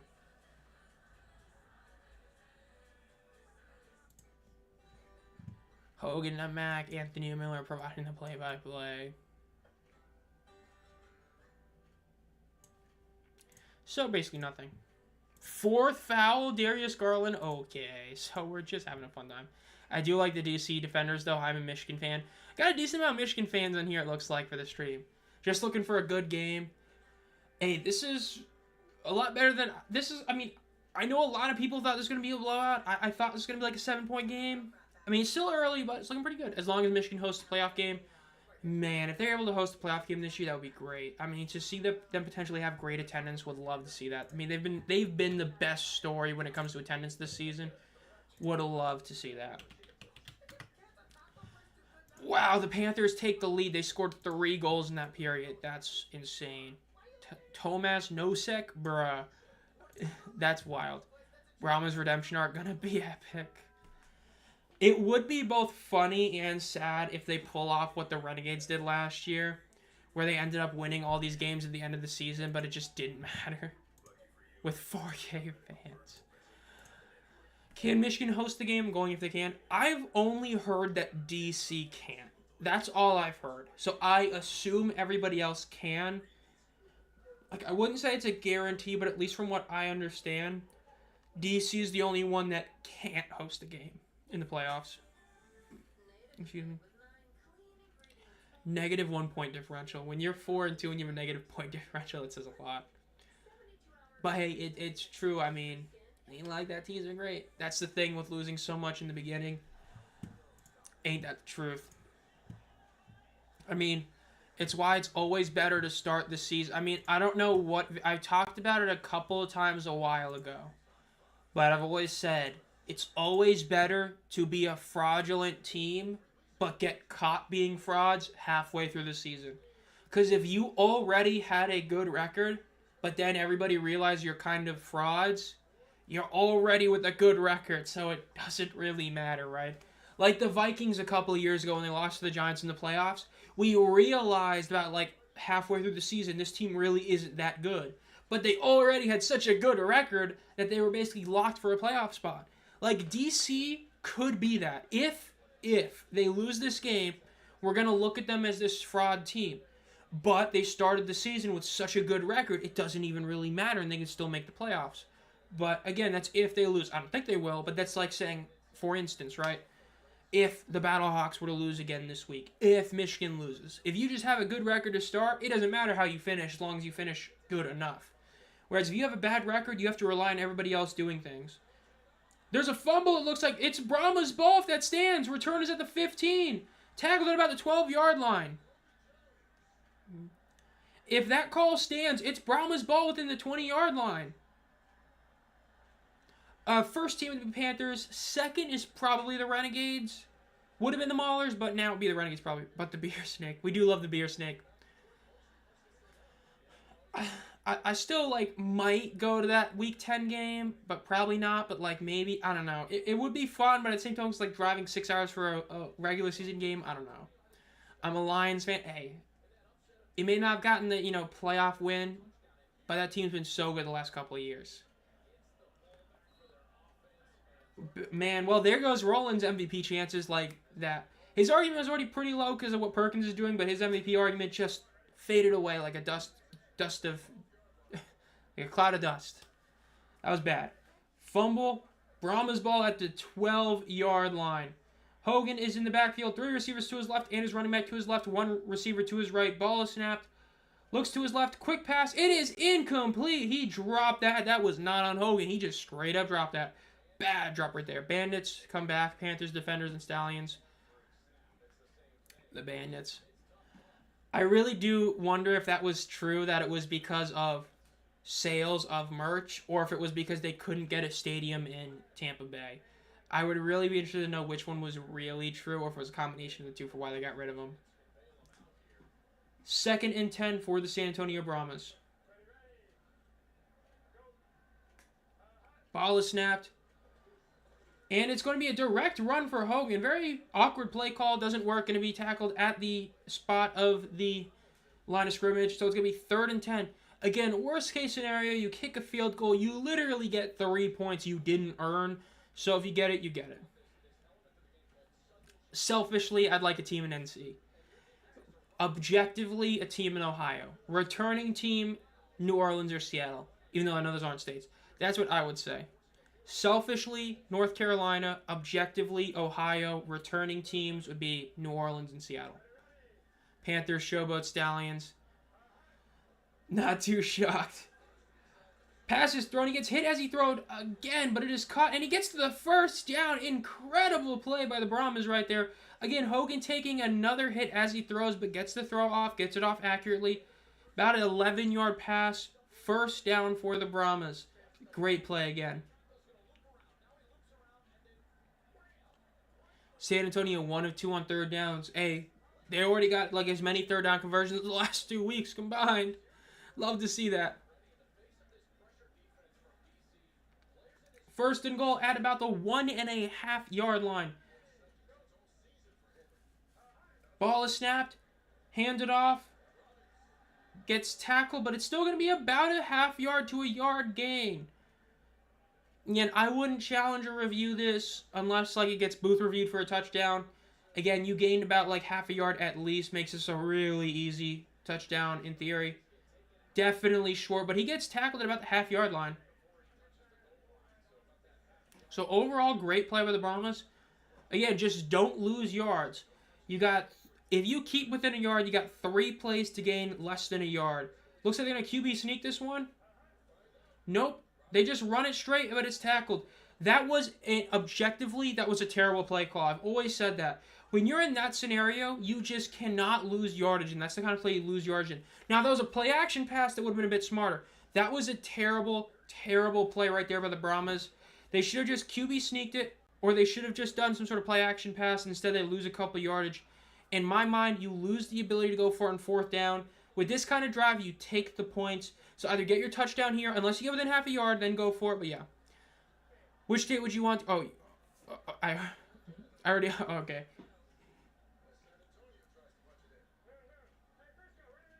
Ball is snapped. Looks to his left. Throws it to the corner. Incomplete. He had it, but he wasn't able to bring it in.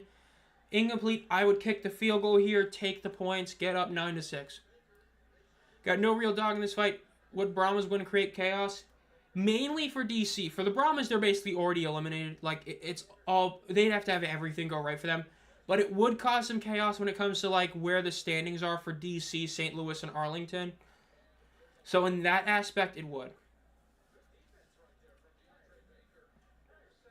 They're going to kick a field goal. I've always viewed it where if you're within a yard, go for it. If not, like in this scenario, you got the free fumble. You got to view this as a drive you didn't actually earn. So you're getting 3 points off it. Like, take the points. Your offense hasn't. It's been great today, but historically this season it has been consistent. Get the 3 points. You're up 9-6. You create some pressure on DC. You get the ball at half. So you do have that advantage coming to you as well. So because of that, I do like the decision to kick the field goal. We've seen too many times this season, especially that St. Louis-Arlington game, where teams don't get the field goal. I mean, sometimes it's just about the winning move and getting the points. Because in this kind of game, it could easily be a lower scoring game, and those 3 points could come back to help you.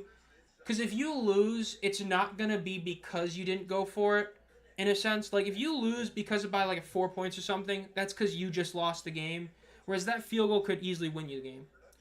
Hate most in the UFL? As a team, I don't know who I would say. I guess for what they stand for, even though I love a lot of the players and I root for them, I just hate how they handled the Roughnecks Gamblers situation. Because that's the one thing was, like, the decision to keep the Gamblers players, but then change the name to the Roughnecks. Because when people talk about the players, yeah, the players aren't there, but the coaching staff is still there. I didn't like that move at all. You got one win, go for it. And you're at home. I do see it. I think the one thing is because of the fact that you failed, like, it all comes back to that second down play. Like, sometimes coaches like to try and overthink things. That second down play really screwed him because you ended up losing like 3 yards. So, and then instead of running it on your next play or doing a quick short out route pass, you did a legit just deep, you did a touchdown pass that was incomplete. So your fourth down would have been, like a 4th and 3 essentially. So you kind of eliminate an easy ground game. So a lot of it falls back to the second down conversion. It's like that whole Panthers punt situation against the Stallions a while ago, or the Stallions a while back, where Perkins didn't run it on second down, and because of that, it screwed everything else up. It's like kind of one of those things.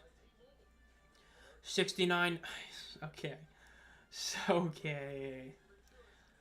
DC minus 4 points, point differential. That's so bad. That is so bad. It's hilarious, but it's bad. IndyCar, I will not be watching that tomorrow. Good live, by the way. Thank you.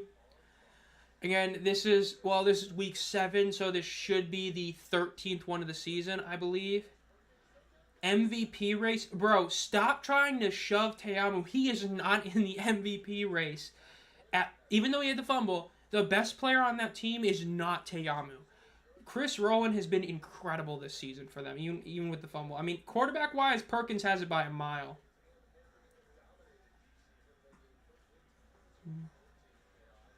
Really trying to shove that Teamu propaganda. Like, come on, bro. He ain't MVP. Okay, Mako's doing that just because he knows that's going to get me upset.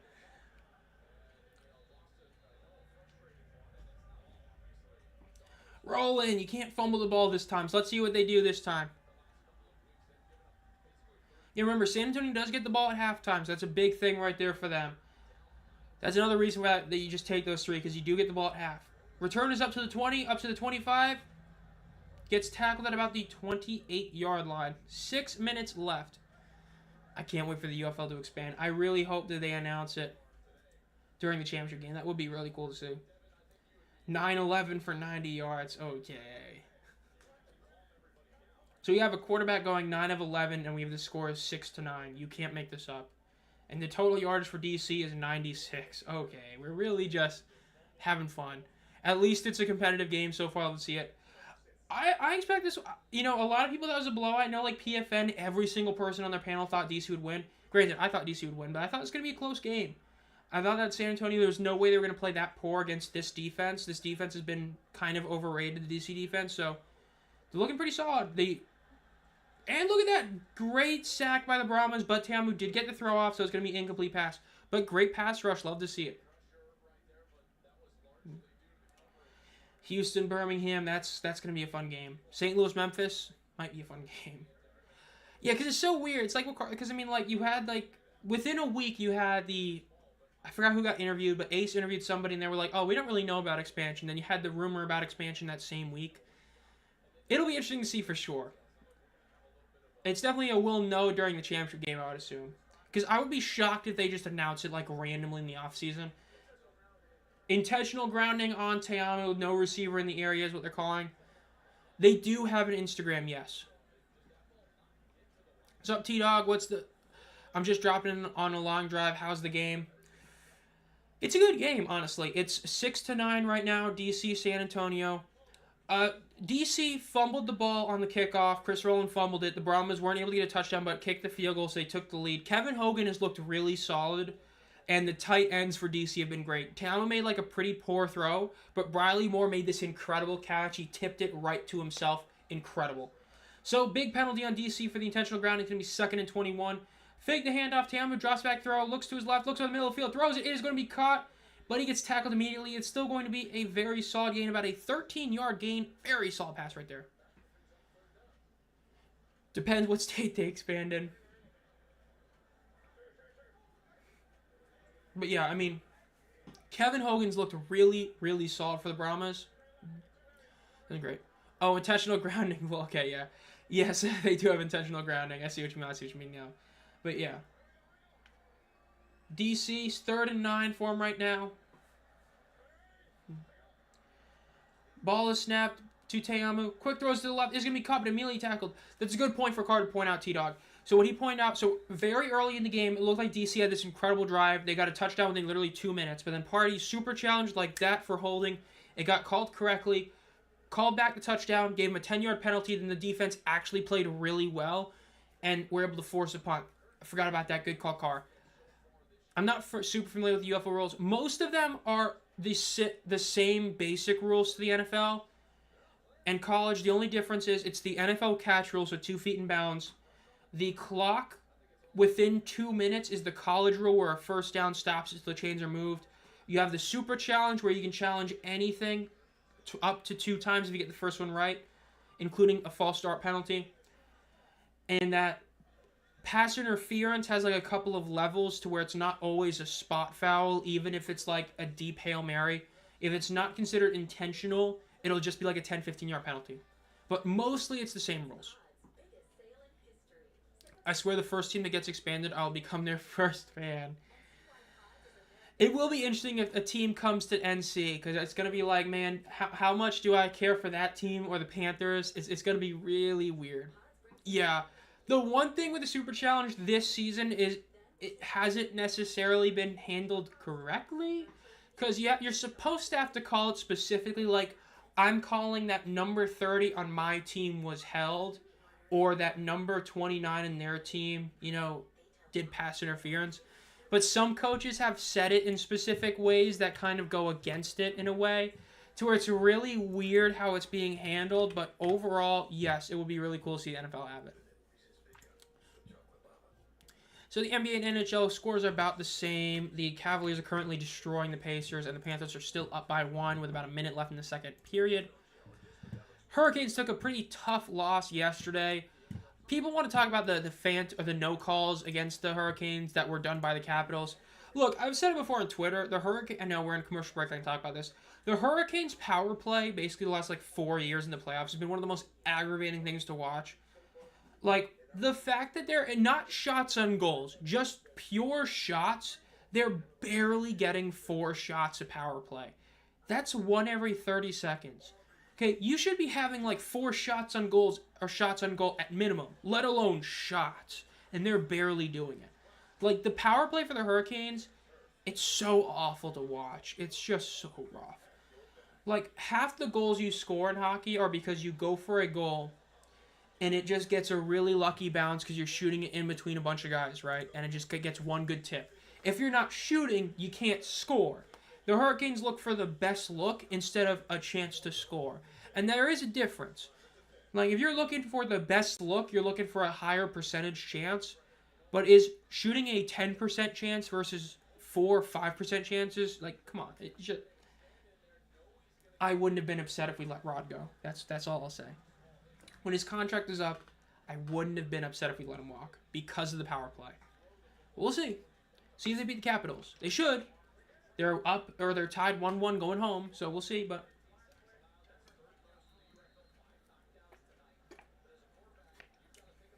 First and 10 for the Brahmas. At the 24-yard line in their own territory. Ball is snapped. They hand it off. Gets to the right. Gets the first down. Gets to the 40. But he gets tackled by his own guy in a way. Runs that to the 50. He ran into his own guy. If Corbin had been able to cut him a little bit, he could have gone all the way. Overall, though, incredible play for them. Sub teaser. Love these Ortho commercials. It is great seeing those sponsorships. Bring back the Player of the Week stuff and then having them be sponsored by like Pizza Hut and all that. Love that too. 8 of 12 for 170 yards. Passes up to the left. It is a diving attempt, but it is incomplete. That was probably one of the weaker throws by Hogan all night. Just underthrew his receiver. So it's going to be 2nd and 10 for the Brahmas now. Again, because of where you are, you can't necessarily hold on to the ball for 3.5 minutes. But if you can just score right now and stop DC, get the ball at half, you could be up pretty solidly after your first drive in the second half. So we'll see what they do here. Both teams do have all 3 timeouts, and San Antonio is down to 1 challenge because they used 1 successfully. Ball is snapped. They hand it off. Doesn't work as well as the last time. It gets tackled at basically the line of scrimmage. 0-yard gain. I know for a while we've had a decent amount of Panthers fans in here. I mean, I don't know how many are still here. We've had a decent amount come and go. I mean, the Panthers seem to be one of the more popular teams, at least around my chats. But yeah, thank you, Angel, for the great commentary. 3rd and 9 for the Brahmas. Let's see what they can pull off here. Nice run, Brahmas. That was a really solid run by Corbin for sure. The fact that it could have been even more a couple plays ago if he didn't hit his own guy was insane. 3rd and 9, though, for the Brahmas. Again, they're in this pretty poor no man's land area. Let's see if they can get at least 8 yards, go for it, and 4th down. Ball is snapped, looks over the middle of the field, looks to the right, looks to his left. He's going to roll to his left. He's going to try and run for it. He has the room to get it. He gets the first down. Kevin Hogan running for a first down. Big play by Kevin right there. First down for the Brahmas, and he gets out of bounds. Now the clock still will run, obviously, until it gets a 2-minute warning. San Antonio, 2 of 4 on 3rd downs. That's been their biggest Achilles heel the last couple of weeks. They can't convert 3rd downs. They have been very solid tonight, as Adam's pointing out. 2 of 4, especially for this team, that's pretty tough for them to do. I also like the Battlehawks. I know we've got a few Battlehawks fans here as well. If T-Dog's still here, no, he's a big Battlehawks fan. 6-9 is still the score. There he is. I knew he's still there. They do a couple of fakes, and they end up giving it to Corbin, who runs to the right. Or not Corbin, my apologies, but he gets out of bounds for about a 4-yard loss. Tough play for the Brahmas. In that area, I hate to see that. Sorry, I got to miss the stream. Just checking in to see the score. Sub G, man. Great to see you here, and if it's just for a little bit. Again, I hope you're at least able to watch this game somewhat, unless you're watching one of the either the NBA or NHL game. Of course, I am streaming the game on Sunday morning for the Panthers, for the Stallions Roughnecks. Yeah, great to see you for at least a little bit here. But I will say, it's wild that San Antonio's winning, and they're looking like the much better team. Again, it's why I moved DC so far down. I moved them down so much along with Arlington because were trending down. A lot of people, especially, I don't want to call them out, but on PFN, again, PFN has a lot of people voting on it, didn't really punish DC or Arlington too much for how they've been playing recently. DC has been looking worse and worse week in and week out the last couple of weeks. Again, I thought they were going to win this game. There's still a lot of time left, but this is not looking good for DC.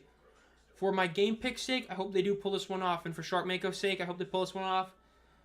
But again, if San Antonio is able to score a touchdown on this drive, it's going to be really bad. I really don't like DC. I don't know why. There's no reason I should. I just don't. I'm not too shocked. There's always teams in leagues you just don't really like. I've got that feeling like in basketball, there's always teams I'm just like, I really like. In theory, I should like the Pacers because they're a team that plays basketball in a style I kind of like. I just don't like the Pacers. And there's like no reason I shouldn't, but I've got that feeling with them. Or even the Florida Panthers in hockey. Like, I'm just not a big fan of them. There's no reason I shouldn't like them, or at least be okay with them. That isn't just they're an Eastern Conference team like the Hurricanes. I just don't like them. Again, overall stats while we're in the 2-minute warning break. San Antonio's got about 60 more yards of total offense over DC. Now, their passing yards are almost identical, but it's about a 50-yard difference in rushing.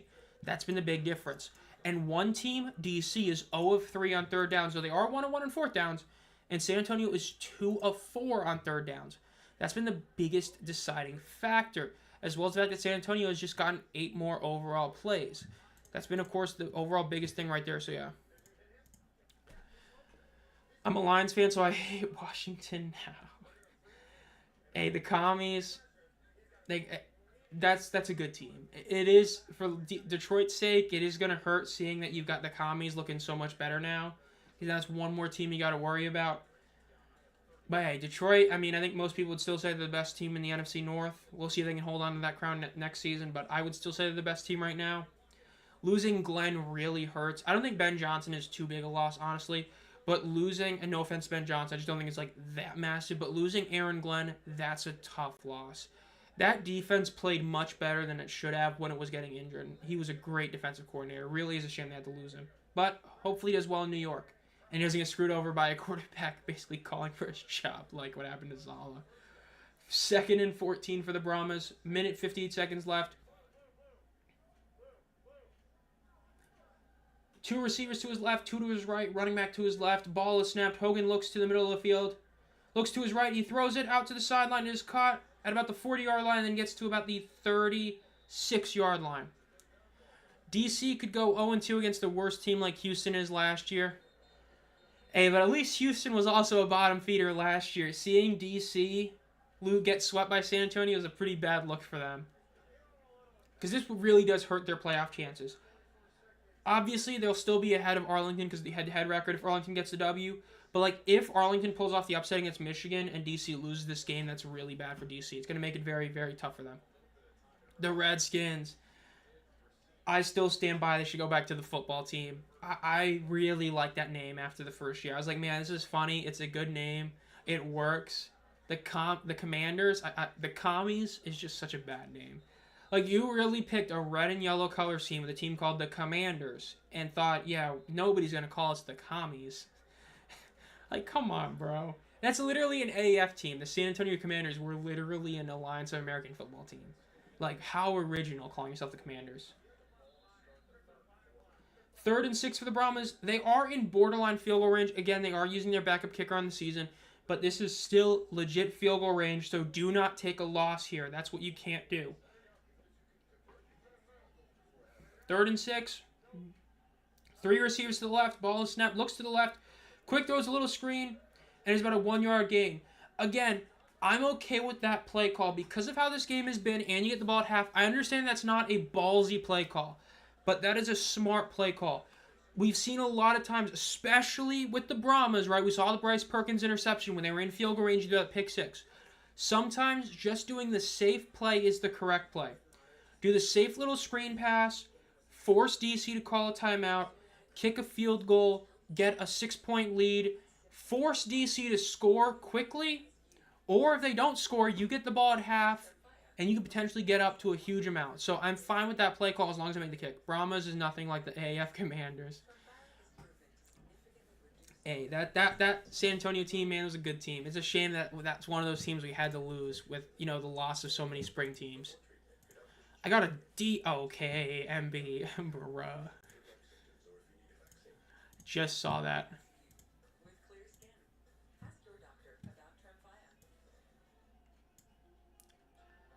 John Halliburton. Oh, bro, NBA Central. That's great. Dude, UFL Central or UFL Daily, massive L. Hate to see how like they haven't posted in so long. That was such a good account for like the 2 weeks it was pretty much doing things. Like, that was great. If you were around when UFL Daily was around about, what, 3 weeks ago for the 2 weeks it was up, that was hilarious. You know, while we're here, let's see how many of the gold and silver of the Bryce Perkins there are. Again, as I talked about earlier, for those of you who weren't here, I did get a couple of... I have to sign in, that's cringe. I did get a couple of the game-dated moments. I literally got a couple. Did not pull a parallel. Which, again, does make sense because I got the DJ Miller on my first pack. But I was hoping to get at least a silver for Perkins, but I'm not going to... Like, I'm just not going to spend, $100 trying to pull it. Somebody did pull the gold. I don't even know if there was a DJ Miller that got pulled at all. But there was a gold pulled. Shame I can't get it. Maybe he trades for it. I doubt it, though. Oh, he's got that many items. He ain't trading for it. No way. Yay. Wow, he's got the gold Tiamo, too. That's sick.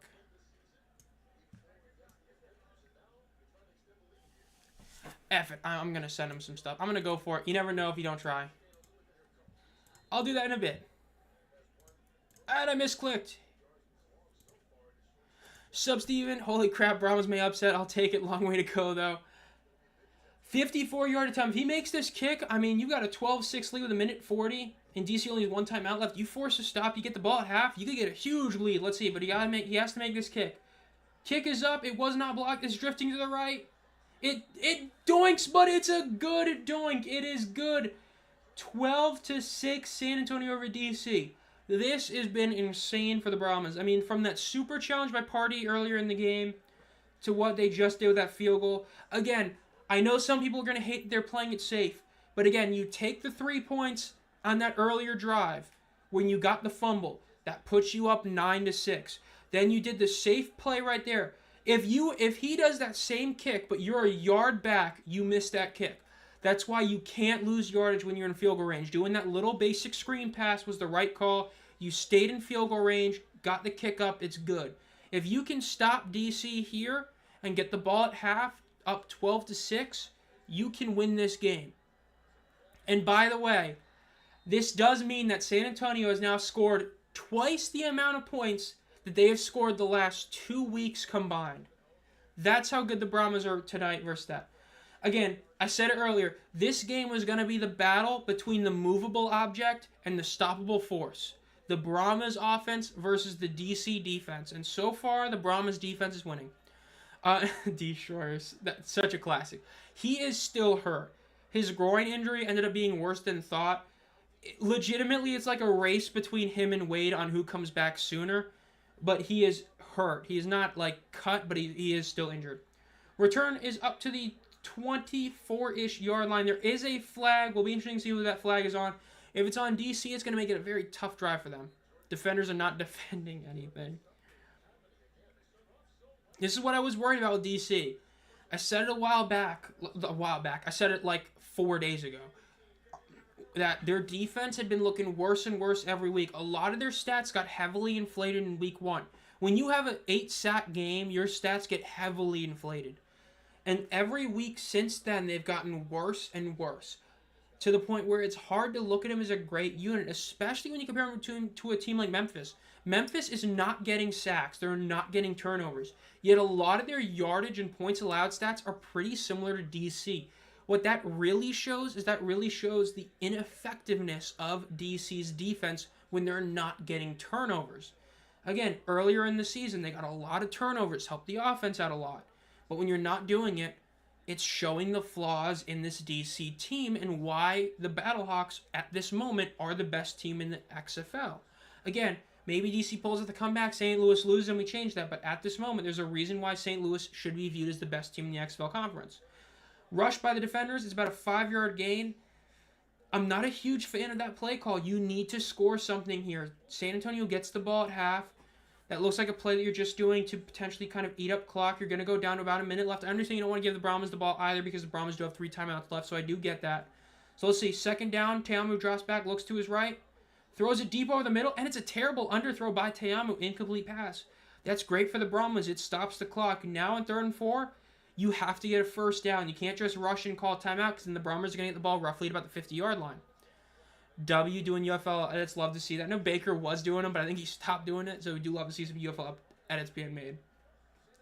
But again, that was a big, big mistake by Teamu. Now in 3rd and 4, the Brahmas pretty much, as long as they just hold him from getting a first down, they're going to get the ball back at pretty good field position. Teamu gets the snap, looks over his right. He fakes the throw. He's going to run for it, but he gets tackled. It's a 1-yard gain. They're going to be forced to punt. San Antonio calls the timeout. They're going to get the ball back with roughly 42-ish seconds left, potentially at about the 50-yard line. they could get another field goal. That was a terrible mismanaged drive by DC. And again, story of this season, the second down play calls. That second down play by Te'amu is what really killed that drive. Threw a very underthrown pass, forced the incompletion, and then you're forced to go for it. The first down, doesn't get it, and now it's big for the DC or for the Brahmas. Let's go, Brahmas. DC is 0-4 on third downs. That's what you hate to see if you're a DC fan, and that's been the issue for San Antonio. Man, Steven, if you're still here, it's looking pretty good for those Brahmas. I mean, it's looking really good for him right now, that's for sure.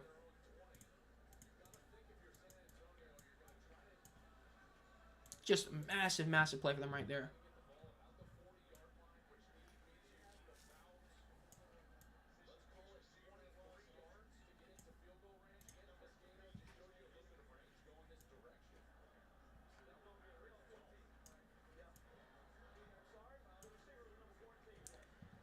DC is going to challenge. This is a good call if it works, because in this scenario where you're at, you kind of do need to challenge this one, so I actually am kind of for this challenge in all honesty. So I'm definitely fine with this challenge here as long as you get it. But it looks like this is not going to work. Again, this is one of those where you're kind of forced to challenge it. This is not really a great use of a challenge, but you're kind of forced to. That's why I'm fine with this one, but it looks like this is going to be unsuccessful. So DC is going to lose their timeout and lose their challenge for the entire game. So no more challenges for DC. Again, you were kind of forced to use that challenge there. Because again, the Brahmas, in theory, are going to get into field goal range relatively quickly. It's going to be huge for them. Brahmas pride in the line. For Te'amu is not playing well today. Who votes for the UFL award to me? I would say, well, who votes for the awards? I believe it's usually like the coaches vote for the awards. I believe. I know that's how it works in like the USFL. Yeah.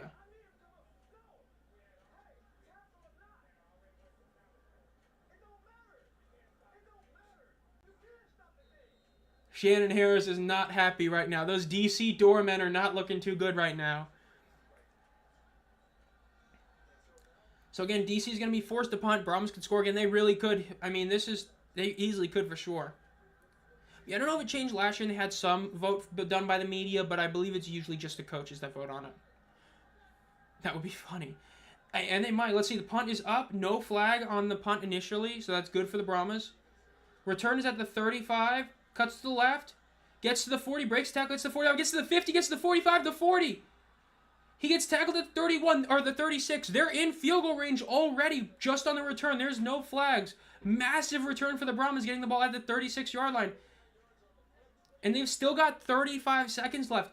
This is no longer about getting a field goal. They could get a touchdown here. That's massive for San Antonio. Again, they still have 2 timeouts left.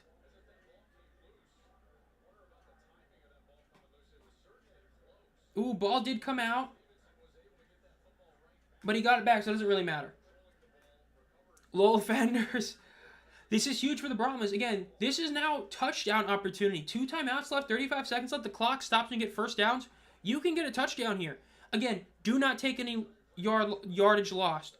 Don't take any penalties. But you can go for a touchdown here. 1st and 10. 2 receivers on both sides. Running back to his left. Ball is snapped. Looks over the middle of the field. Looks to his right. Going to throw it to the right. It's going to be to the end zone. Oh, it was caught, but he gets caught for maybe a 1-yard gain. No timeout called.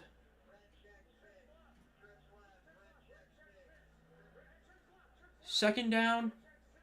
I will say, Mike, are you caught up fully on the stream? Because I did see when that punt came out, or when the block this punt message showed up for me, it was like after it was fully returned. It's a fumble. The ball is fumbled. It's recovered by DC. They get to the 40, the 35, the 30, the 20, the 10. Touchdown, DC. It's a tie game. Massive mistake for the Brahmas. Oh my goodness. Party is holding the challenge flag. He's got to wait. He can't waste this challenge. He's got to make sure he calls it on something, but that is terrible if that is good. If that is a full fumble recovery touchdown, that's bad. Let's see the replay here.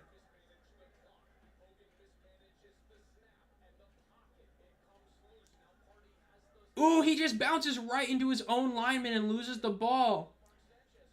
That's a clear fumble. That's a clear recovery. He was never down. That is a good touchdown. Unless there's some random penalty somewhere else, there's nothing for Party to really challenge.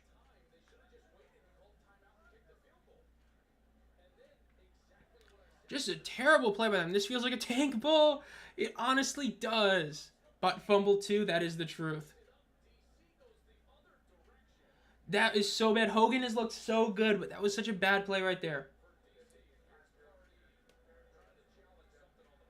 Let's see what they're going to try and challenge. They're challenging that a player on DC was offsides. Let's see if 50 was offsides. If he's offsides, it's going to be huge for them. If he succeeds another challenge, that'd be huge. Let's see.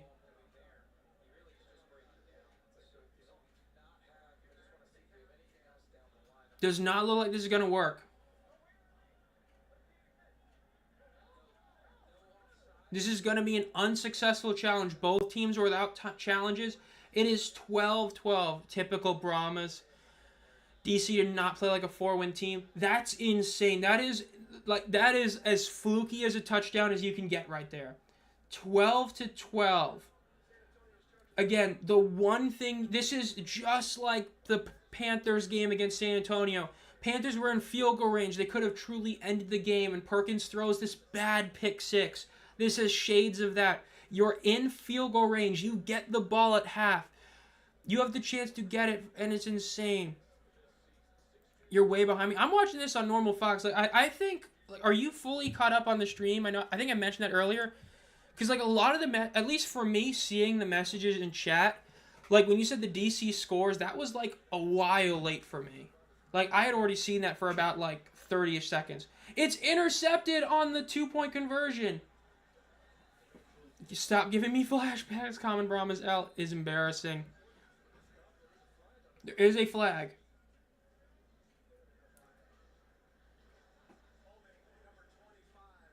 Offensive holding going to be declined.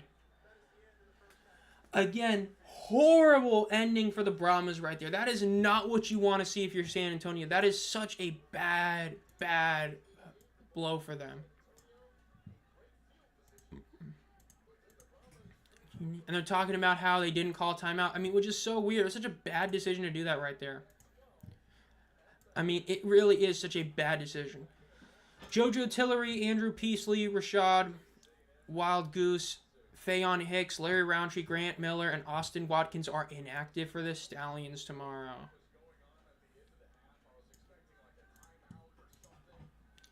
That is such a bad ending for the Brahmas right there. That should have been a free 3 points. Instead, you get nothing.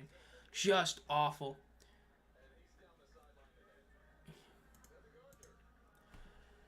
Feels more like a tank ball than the Brahmas Roughnecks. Dude, that Brahmas Roughnecks game definitely didn't feel like a tank ball. That felt like just a massacre. The Roughnecks just annihilated them.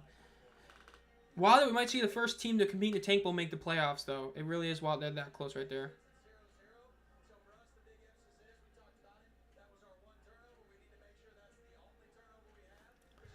DC points for 140.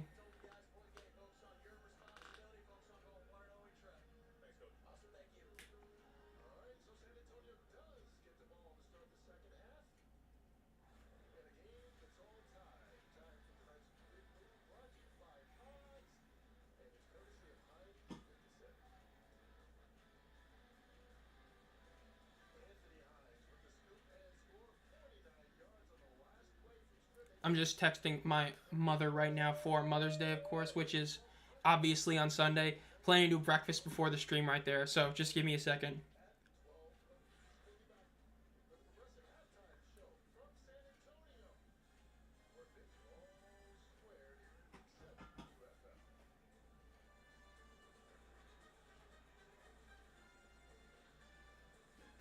Right, there we go. Who was the Jets QB fumble? Mark Sanchez. What a dumbass turn of events for San Antonio in the last 35 seconds. Yeah, how was that live? Because you're at the game, right? I mean, really? I mean, like, it's hard to fully blame just one person. Like, I know everybody always blames the coach, which, again, he deserves it. But, like, dude, if you're Kevin Hogan, he literally ran right into his own guy and lost the ball. I mean, that was so bad. On who wins after the stream. I usually for community posts, I don't know, maybe, but I definitely will do a community post, or not a community post, but yeah, I'll just, if there's a 12-team UFL, should they schedule the extra games on Saturday, Sunday, or have a Monday game? If they do go to 12 teams at one point, I honestly wouldn't be shocked if we see more regional games. Like, I would like Monday potentially, but I feel like they just do like a regional broadcast. Like, I know we have the one regional broadcast game coming up like next week or 2 weeks, but that's what my guess would be. It looks like we got a good game. Yeah, that terrible play by the Brahmas makes us right back into a game. I mean, it's a tie game now, 12-12, which is absolutely wild, but it'll be a fun second half. Halftime check-in, wow, that was stellar. It looked so good. You got the free field goal from the Chris Rowland fumble. You played it perfectly. You just took the 3 points, didn't do anything bad to cost you anything. But then, man, that just fumble 6. Ooh, you hate to see that. This is frustrating. Like, they start rolling and get all the momentum with what little people are intense, and then they pull the rug on themselves. Yeah, definitely very reminiscent of that Bears Thanksgiving game where they decided not to take a timeout, waste a ton of time. Except, this time they literally fumbled the ball and gave up a touchdown. Like, that's a rough one to take.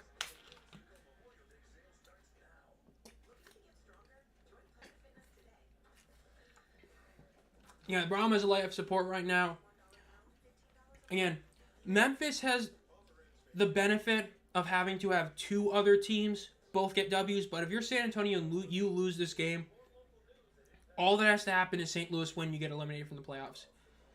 Again, both them and Memphis are basically just waiting to be eliminated. But, hey, if there's still a chance, there's still a chance. If you win this game against DC and then St. Louis loses, hey, it helps you out a lot. Because granted, it's going to stay the same thing, right? You can't lose, but if you keep winning out, you have a shot. I mean, it's never over until it's over. It just might be over this week. But we'll have to wait and see about that. So we'll see. Will be interesting, though. I keep putting up the wrong thing. Notification. Prime example of Ian Spears coaching. Okay, so that was just the same tweet. What a return. Brahmas, you shouldn't be posting that. Kevin Hogan, man, that was so bad. Yeah, bad half of them right there. Man, one butt fumble. True. This team is something else. What a great comment for that team. That is a good way to look at it. They are something else. That is for sure the truth.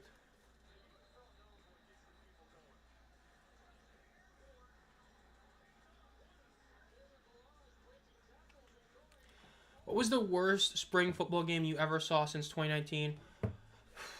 I can't remember direct games from the AF and XFL 2020, but the 2022 Maulers Bandits Week 1 game was such a bore. That game in 2022 was like, it was, I've talked about it so much. It was one of those games where if you watched it, you probably don't really remember anything about it, and that's like in a very negative way. The final score was like 17-3 or something. It was just such a bland game. To me, that's the worst one. A little bird told me to look out for some trick plays. Showboat Sunday. They really have nothing to lose. I mean, hey, we haven't really seen any fake punts this year. We saw a decent amount last year, especially the Panthers, I believe. So we might see one of those from the Showboats. Wouldn't be too shocked about that. I mean, if you're the Showboats, hey, depending on what happens the first couple of games when you play that matchup, you will be in a, win or eliminated situation, and it's like, F it. Have fun. I mean, we'll see, but should be fun. Should be a fun game for them. Hopefully they give their fans something to cheer about for that game. You know what I mean? What's trending on X right now? Not shocked, not shocked, not shocked.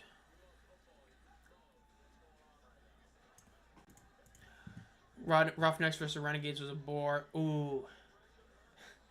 The Maulers Bandits game was used for one thing. Laugh at Kirby Wilson. Kirby Wilson. What a head coach. NHL game still the same score. Cavaliers still about like 20 points. Not shocked. The Roughnecks Renegades, I think that was at least funny because you did get the 2025. That's right. Yeah, I would say I thought I know I had a lot to talk about the Stallions Renegades game. Like I thought that was like an insult to football this year. Like when I watched that game, I'm like, dude, this is so bad. I don't think I've ever had to legit make a video for a game. Like, I made videos for sequences, obviously, like that Bandit sequence where they did, like, the Philly special a couple years ago, like 3 years ago. Or, you know, the field goal games. I've never had to do one for a game because of how bad it was. I forgot. That might be the worst one. That's Stallions Renegades game earlier this year was rough. Even if you eliminate the controversial stuff, you know, it was still a rough watch. Like, the Renegades played so badly. It was even the Stallions played like ass. They had one drive at the end of the game, and that's all they needed. Like, people can blame the officiating all they want. At the end of the day, man, all they went like 0-4 in the red zone. Like, 0-4 in the red zone, and you think you deserve the win? Stop. Let's stop the cat, bro. Ooh, I forgot to check out the halftime stats. So, halftime stats, San Antonio offensive yards is up by about 64. Exactly 64. Again, passing yards, relatively similar. It's like a 10-yard difference. But the Brahmas have over 40 more rushing yards. They're 2 of 5 on third downs compared to the 0-4 for DC. They have 18 minutes versus 12 minutes time possession. But the big difference, obviously, is the fumble recovery touchdown. DC scored because at the end of the game, or at the end of the half, the Brahmas were in field goal range. They did a play, but instead of calling a timeout or doing a spike, they did a weird play to a weird decision at the line of scrimmage, lost seconds. Hogan got the snap. He tried to turn around and run for it, and he ran right into his own offensive lineman, essentially making the butt fumble for the UFL. Fumbled it, and it was scoop and score for the DC defenders with 0 seconds left in the half. So yeah, that's what happened. It was pretty wild, for sure. Battlehawks Roughnecks. I don't even remember that one too much. Oh, yeah, that was early. I don't know. When it's like a 30-5 blowout, or not 5, but you know what I mean. It's hard for me to look at that and be like, man, that was a rough game. Because at the same time, it's like, at least it was a blowout. But like, when you have a blowout that's like a 17-3 kind of blowout, then yeah, that's really boring. Yeah, there's been some stinkers this season, that's for sure. There's been a few, we'll say, not good games. That's the best way to put it. Some not great games this season.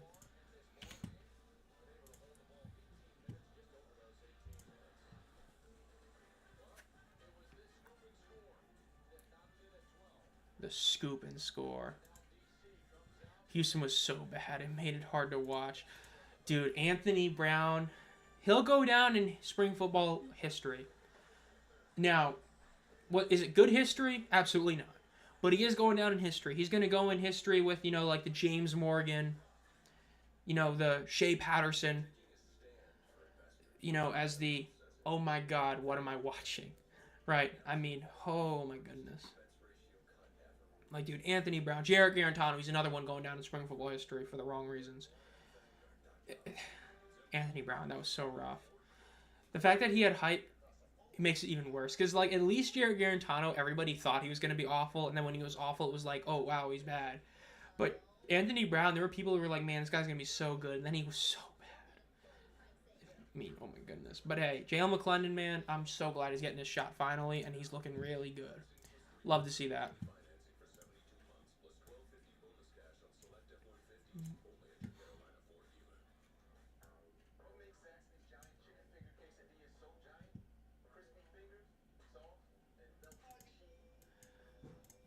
So let's go over here.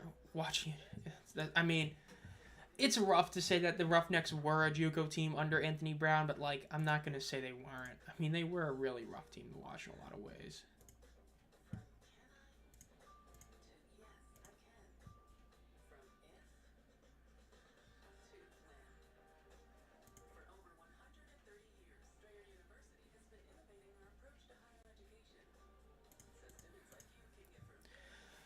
The commentators are still talking about a fumble. I mean, hey, it was such a bad fumble. I mean, like, it's an inexcusable fumble to take because in that scenario, you can't lose yardage. And you fumbled the ball for a touchdown. I mean, seriously, you're in field goal range. You already got your last, second halftime kind of score, and you got a second chance, and you fumble it away for a touchdown, and it was like, the play shouldn't happen. You should have called timeout. Like, you still had a couple of timeouts. You had 2 timeouts. There's no reason to not call one there.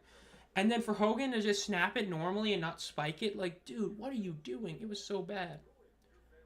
I mean, seriously.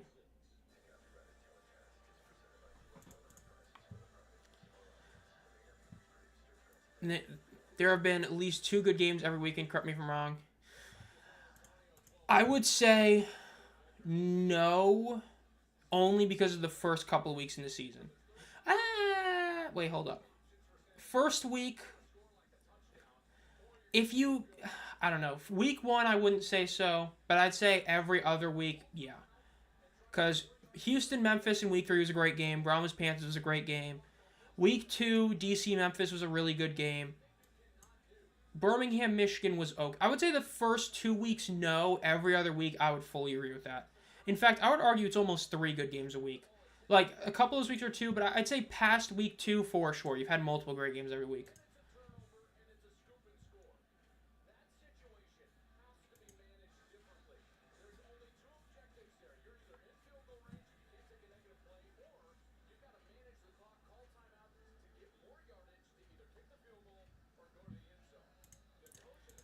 But yeah.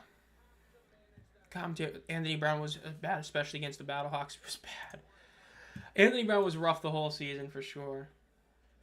I mean, it's wild what they've been doing. It's just been rough so far for them. I mean, for Anthony Brown, it definitely was.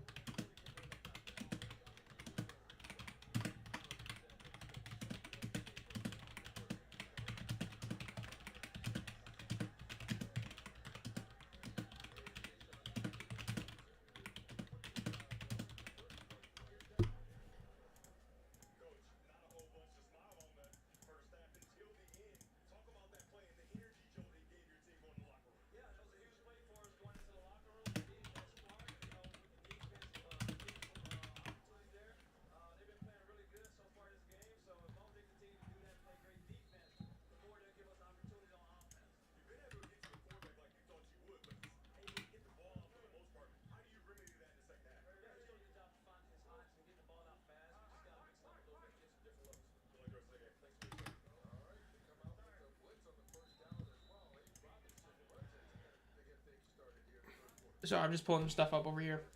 2nd and 6 for the San Antonio Brahmas. Fell asleep watching the 2023 Guardians Renegades. Oh my goodness. They need to start training camp early and expand to have more time. Yeah, training camp needs to be expanded by at least a week. Like, at least a week. Because those first couple of weeks were really rough. I fully agree with that. Expand it by a week. Maybe add, like, 1 week of legit preseason kind of games. I would like that. 2nd and 6 for the Brahmas at the 35-yard line. Ball is snapped.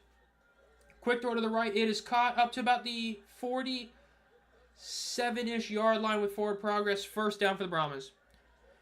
Every Texas team have been mid at best. This season, Arlington had their little bit of time where they looked really good, but overall, yeah, this season for sure. Games in Arlington feel boring.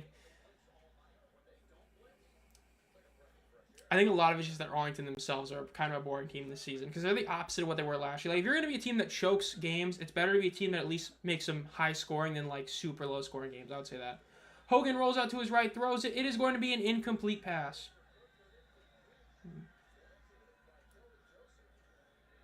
Going to be 2nd and 10 for the San Antonio Brahmas now.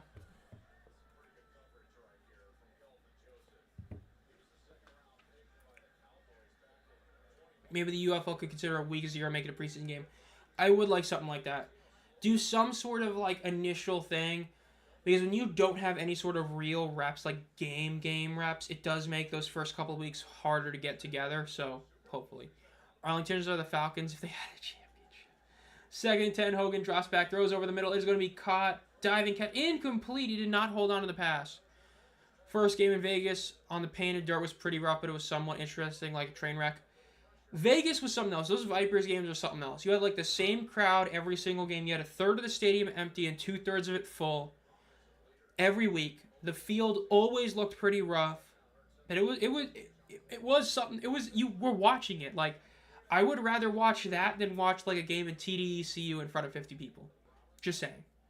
And this is somebody who wasn't a huge fan of it, but I agree, it was something you had to watch. Those games in Vegas were wild to watch.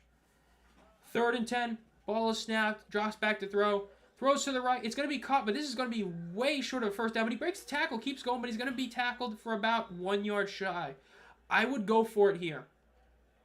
This is where you're in that you go for it. This shouldn't be 4th and 2, this should be 4th and 1. But either way, in this scenario, I would go for it. Normally, I'm against going for it in 4th down at this kind of area. But you're 4th and way less than 2 yards. And you're not really in a good position to kick it. You don't have a kicker that's trustworthy from like a 60-yard plus field goal. And you can't punt it here. That's just not a good idea. You need to get some points back on the board, especially after losing that fumble touchdown at the half. So let's see if they can get this one. Hogan, 4th and 2, 10 seconds left on the play clock. Wow, bad spot. They gave him 2 yards back. I'm shocked that. Fake the handoff. Hogan looks to his right. Quick throw. It is caught by the tight end. It is caught for the 35-yard line. Makes the actual hurdle. Gets tackled out of the 30-yard line. Great play for the Brahmas. First down. Now that's what you want to see. That was a good play design. What ended up happening there, because Hogan rolled out to his right, forced the DB to make a decision. He either had to stick with the corner, or not the DB, the linebacker, my apologies. He either had to stick with the tight end, or he had to run up and go to Hogan. He kind of did a mix of both. Got kind of stuck in the middle, was able to get that pass out. Either way, would have gotten the first down. Either Hogan would have ran it or threw it like he did. Great play design by the Brahmas and Party. First down, San Antonio. They're at the 30-yard line. Ball is snapped. Hogan looks to his left, looks over the middle of the field. And he gets sacked. Big sack for the defenders. This is going to be about a 4-yard loss. Terrible sack to take right there. Hogan just stood right still in the pocket. Did not move at all. He was a statue. And he took that hit. Again, most of this game isn't great at throwing the ball as soon as he's about to get hit. Literally throwing it as he's getting hit. But this time he just stood there way too long. Took a bad sack. Not what you want to see if you're a Brahmas fan. Seattle had some fans. The news was pretty good bringing Sea Dragons back. Yeah, I would like to see him come back as just the Dragons with the old 2020 logo. But I would love to see the Dragons and the Breakers come back. If I could bring back 2 teams, those are the 2 teams I'd bring back. They hand it off. But he's going to be tackled immediately. It's going to be about a 2.5-yard loss. So there is a flag. This might be offsides on the defense, honestly. I think it will be. Let's see. Nope, face mask on the defense. That's a bit even worse. 15-yard penalty, first down for the San Antonio Brahmas. And remember, both teams failed their challenge. Granted, San Antonio did get their first one successful, but both teams are without a challenge, so they just have their 3 timeouts left in this half.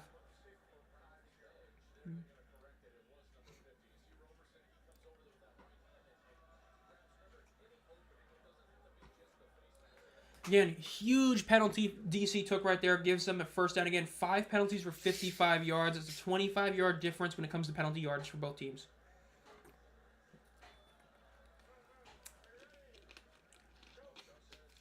Hogan is in shotgun. Ball is snapped. Hands it off. Gets the first down and then some. Gets to about the 9-yard line. Maybe even a bit more depending on where they spot him. Just went right straight through the middle. Found the open hole and was able to go right for it. Great run block by the offensive line right there. Would be great to see the Stars come back. The Stars in general are 2 teams that, for the sake of spring football history, you'd love to see them return. The 2 most iconic and important teams in spring football history. Would be great to see them back. Yep, this is going to be the 9-yard line. So first and goal at the 9-yard line for the Brahmas. They are currently 1 of 1 when it comes to, or 1 touchdown, 1 field goal. They fake the handoff. Hogan's going to run it. He cuts back. He gets about a 7-yard gain. Great run by Hogan. Made the couple of defenders miss and was able to get a lot of yards. It looked like he was only going to get like 1 or 2, but he made a good move. It's going to be about 2nd and goal from maybe the 2-yard line. Great play by the Brahmas. Great play by Hogan. Again, if you eliminate the terrible fumble, Hogan has had a great game tonight. It's just that fumble was really rough, but aside from that, he's been really great tonight. 14 of 21 for 152 yards in the air, 27 yards on the ground. And he could have had a couple more passes if his guys had caught them. He's had a couple of drops as well. He hasn't had too many of those inaccurate throws. Just a great game by him. One receiver fully out on one side, but it's going to be a rush up the middle for about a 1-yard gain. 3rd and goal. Now in this scenario, you're about 3rd and 2. So what do you do here? Do you plan on going for it on 4th down? Do you plan on at least kicking a field goal? If you're going for it on 4th down, I wouldn't be against the play action pass here. But at the same token, if you're going to kick a field goal, play action pass, throw an incompletion, you usually would take it. There is a Brahma down, so we're going to be going to commercial break, it looks like, for the injury timeout. So while we're doing that, let's see what's else on Twitter. Nothing.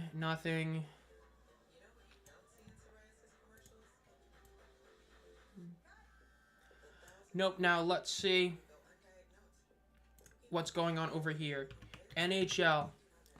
4-4 with a minute left. So the Maple Leafs did tie the game up. Morgan Riley did get the goal, so that's huge for them. Massive one for them right there.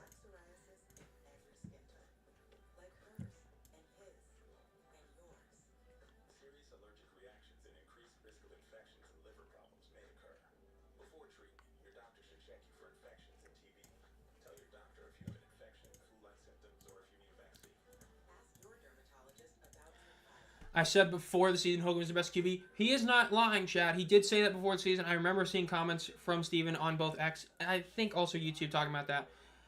I mean, it looks like it's a lot like the Roughnecks. So QB3 is the best quarterback. You know, potential-wise, of course, Kellen Mond had the most potential, but once you saw that his potential was being a mediocre quarterback, Kevin Hogan, man, this game he's been great so far. Again, if you eliminate the fumble, because that fumble was, again, they're going to blame Party the most, and he deserves blame, but that's also on Hogan. Aside from that fumble, he's been great this game. Very solid performance. He's been the better QB in the day so far. I would say definitely been very solid today. Again, insane how it works out, how McClendon and Hogan were QB3s, yet have looked like by far the best QBs on their team. No disrespect to Nolan Henderson, but the two of them have looked like the best quarterbacks this season on their respective teams. Wild how it works out, but hey, as the saying goes, it is what it is. But again, this is going to be a very interesting 3rd down play call. Because if you're the Brahmas, it's a very interesting decision. Because again, half the points DC has scored were off fumble. So they've only scored 6 points on offense. So if you're San Antonio, you don't really fear their offense at all. So do you just take the field goal if you don't gain, let's say, a yard from a run play? Or do you go for the touchdown? It's going to be a very bold decision, so we'll see what they do here on 3rd down.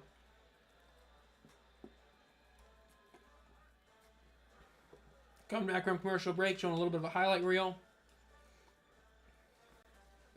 I can't believe they just showed that hurdle again. The game flow. 8.5 minutes left in the 3rd quarter. Yeah, remember the Brahmas will be eliminated from the playoffs if they lose this game and the Battlehawks win on Sunday. If both those things happen, they are eliminated from the playoffs officially. 3rd and goal for the Brahmas. Lined up in shotgun. Can't take any losses here. If you do, you're going to have to kick it. It is at the 2-yard line exactly. Ball is snapped. Hogan drops back to throw. Looks to his left. Throws it. It is going to be caught for a touchdown. It is 18-12. The tight ends are feasting tonight. Steven Stylianos gets the touchdown.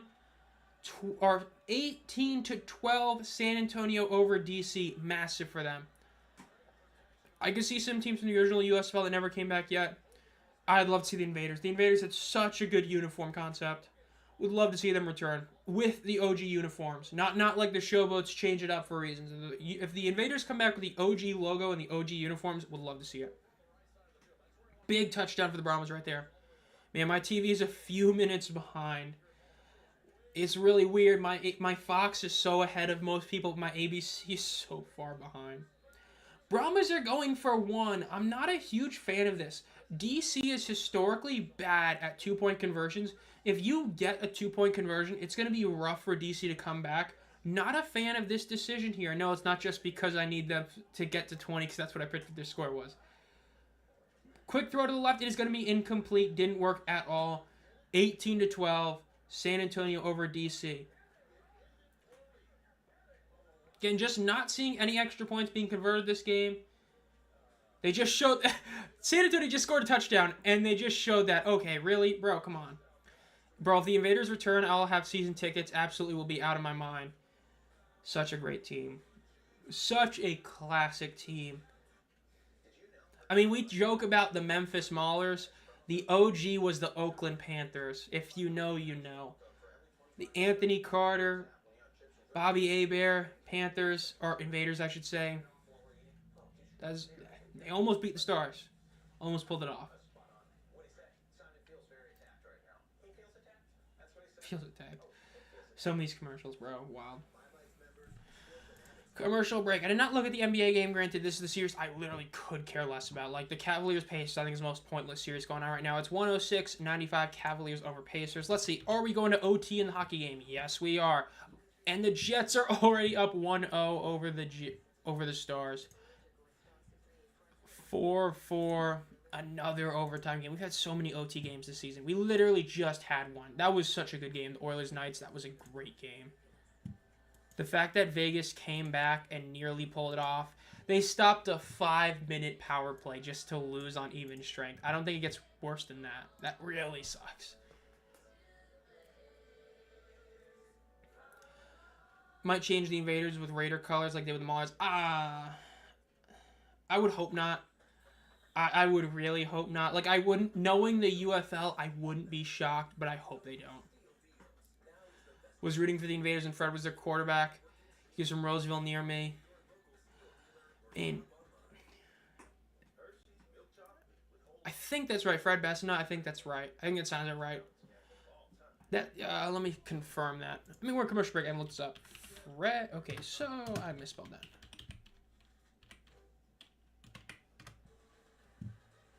Yes, he was. He was the quarterback of the Invaders. He was on all three teams, but obviously in 85 he was on the bench to Bobby Hebert. But yes, he was on that team for the first 2 years. Pretty solid stats for that era. The first year he had almost 4K yards, 20 yards shy, 62.7 completion percentage, 21 TDs, 16 interceptions. Pretty solid stats for that time. What does anyone think about the 50-yard kick extra point in the UFL?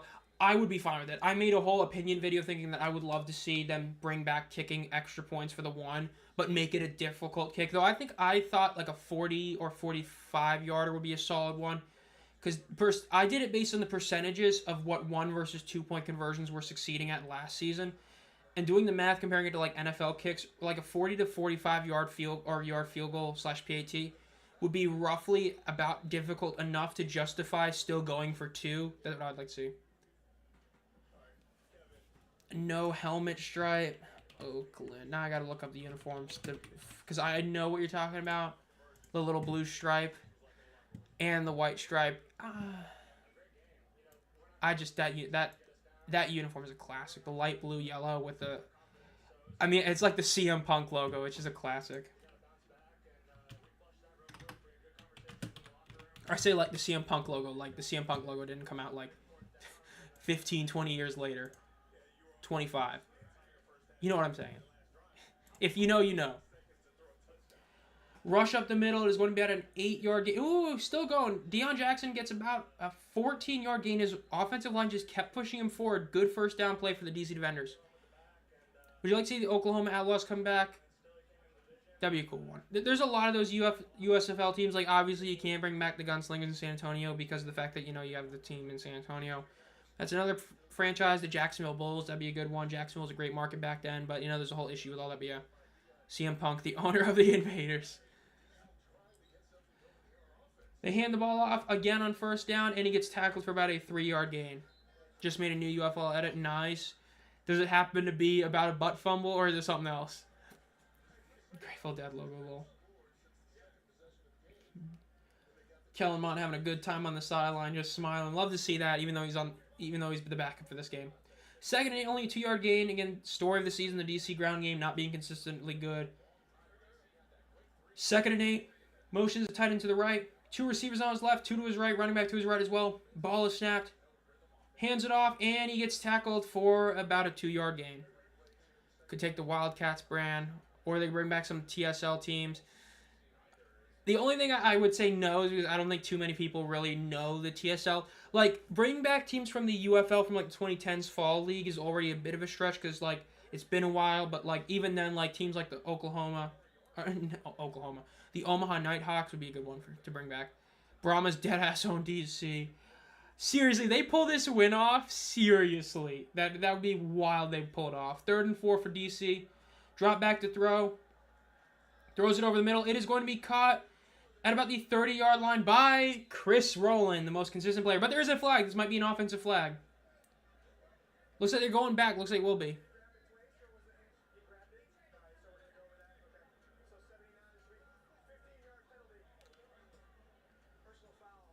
Face mask on the offense. 15-yard penalty. Must admit, love the TSL. I never got really into it because, like, it was such, like, at least from my perspective, it was such, like, a ground level kind of league. Like, it was kind of like an underground one. Like, I remember I never heard, like, anything about that because it was before the whole USL when I got, like, fully into it. But, like, after the XFL went down, I, like, never even heard about it. But, yeah. Brahmas go 2-8 with both wins against DC. And just like the Showboats last year, went 2-8. They beat the Roughnecks twice somehow.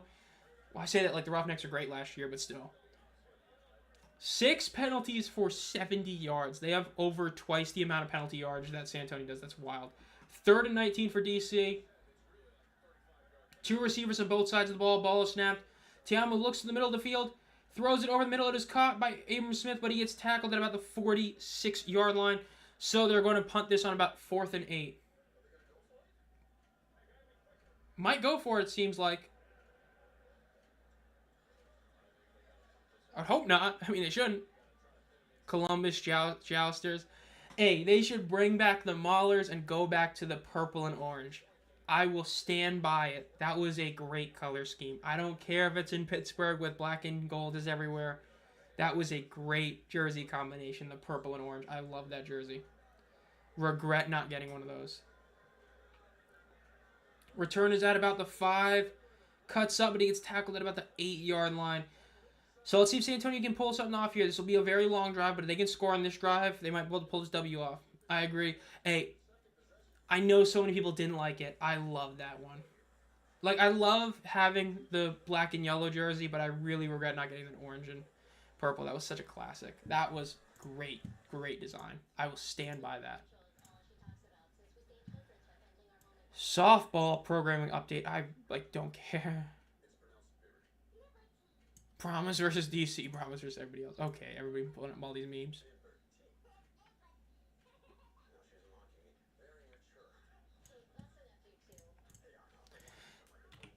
Speaking of memes, I remember back when I thought I was going to be making all these memes every week, and then I ended up just doing too many videos. I just didn't have time for it.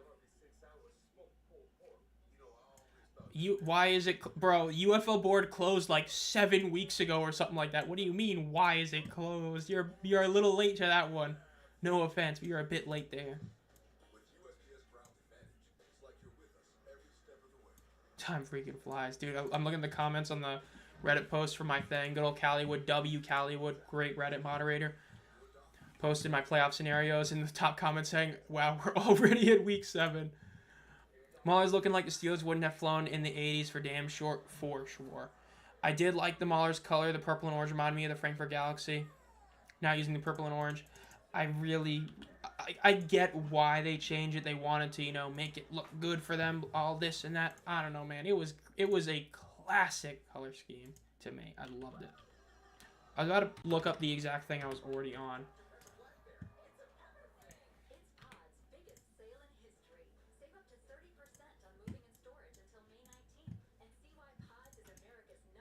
I think Ohio will get a UFL team. I've said it before. I think that if any state is as close to a guarantee without obviously being a legit guarantee, I think it's them. Like, it just, like, you've got 2 real cities that could, can, and Columbus. It just feels like that would.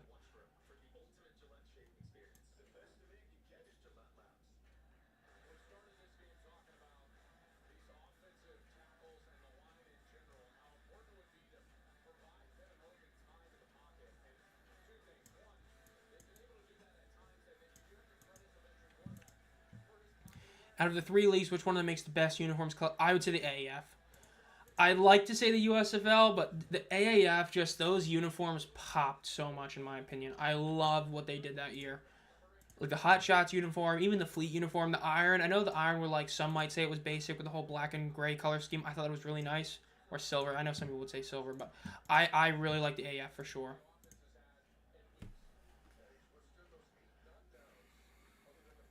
Who do you think? Yeah,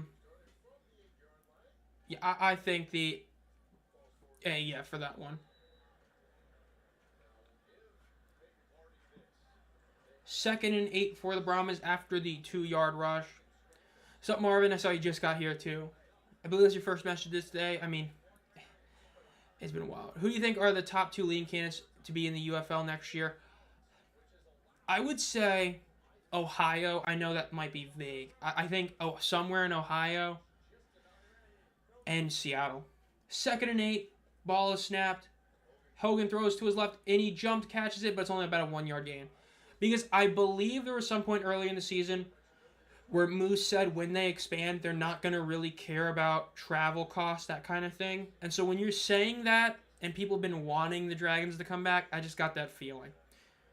So that would be my 2 probable leading candidates, would be somewhere in Ohio and Seattle. I know that there's, rumors of, it could be Louisville, it could be Raleigh, it could be New Orleans. I think those 2 are probably the 2 leading candidates. Stars colors look like base. 3rd and 8 for the Brahmas. Need to get a first down here. Again, DC's offense has not really done much tonight, but you don't want to give them another shot. Ooh, they're going to get a delay of game penalty here, though. Bad penalty to take. Going to be now 3rd and 13. Not good for them. Yeah, the Modern Stars uniforms are wild. I know everybody joked about saying it was the McDonald's workers, pretty much. Like, it literally was the McDonald's colors, which was hilarious. I mean, it was true, but it was still hilarious. You know what I mean? I hate when people text you, and you text them back within, 20 minutes, and then they don't text you back till, the next morning. Like, come on. Text me back. Yes, I'm complaining about something I complained about earlier, if you know what I mean. 3rd and 13 for the Brahmas.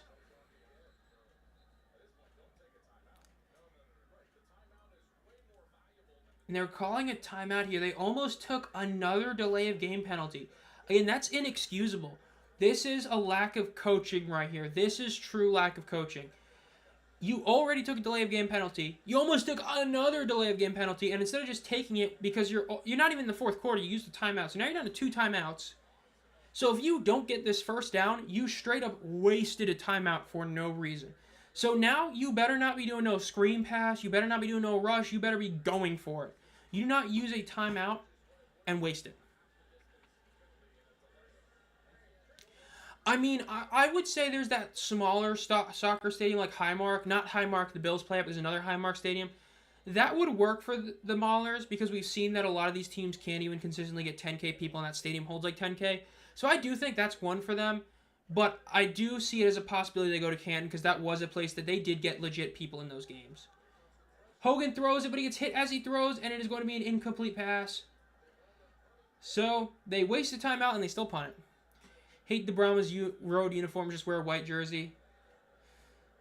I will say I'm okay with it because every other team is white, but I do, pretty much every other team I believe, but I do get it as well.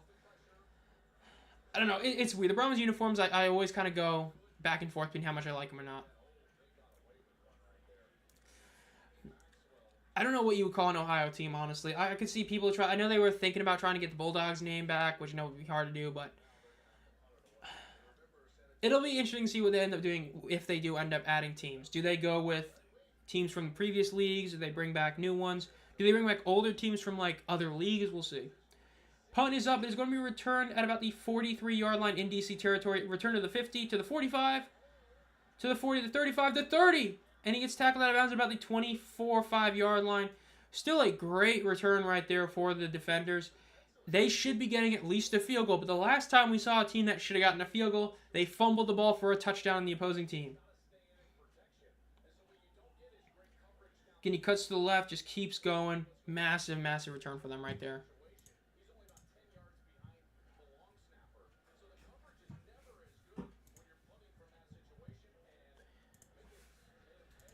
Just massive play.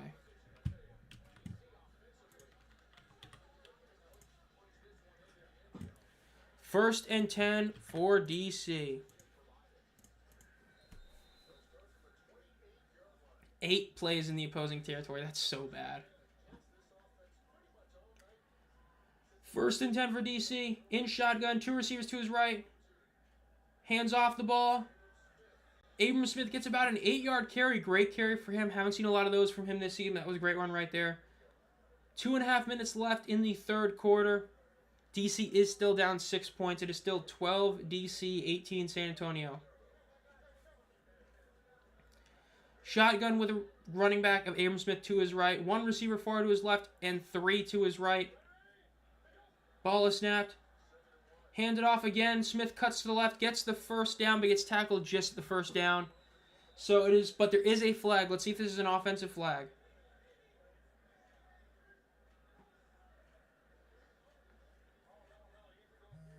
Holding on the offense, so that's bad. Instead of a first down, it's going to be a 10-yard loss. Terrible play for them right there.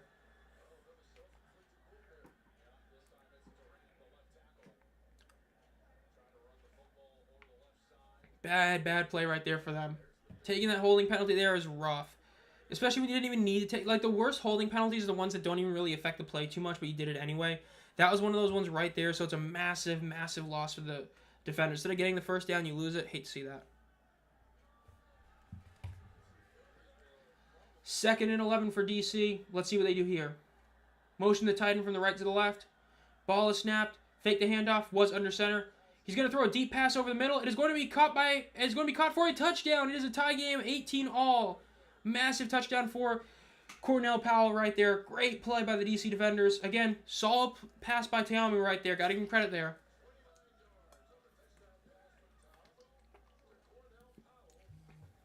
They should use Ohio in their name. It would be interesting to see if they use Ohio or Canton. I could see them do either of them. I do get the idea of using Ohio because you're not in like a major city like a Cleveland or a Columbus. But it will be interesting to see, that's for sure.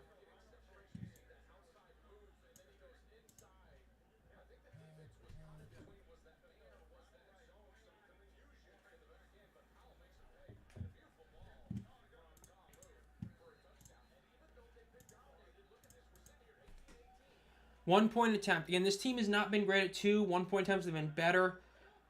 They snap it, hand it off, and it is going to be good. It is a 1-point lead. DC is up 19-18.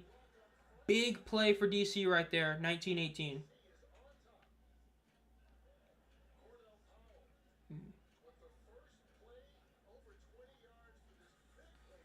First play over 20 yards for DC, absolutely wild.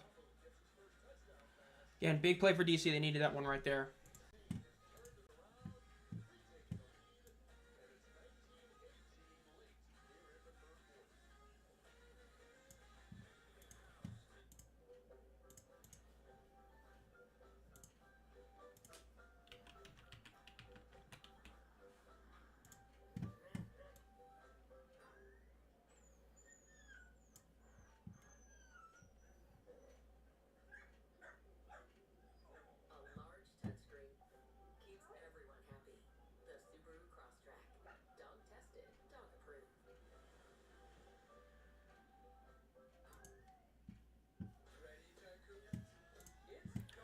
Man, I'm going back to complaining about UPS real quick. I'm trying to look at my tracking stuff. They better fix this tomorrow. I'm going to be so pissed if they don't. We'll see. Like, address information required, but you're not letting me change it.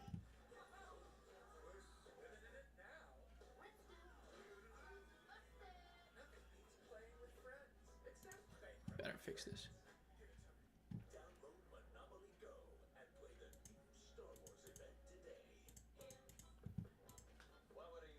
Absolute fire. Missed that damn league too. Hopefully we get one league that stays around. Hopefully the UFL sticks around, because it is a shame how so many of these leagues come around and just go away like that. You know, they stay for a couple years, go away. Would be great to see one of them stay around for sure.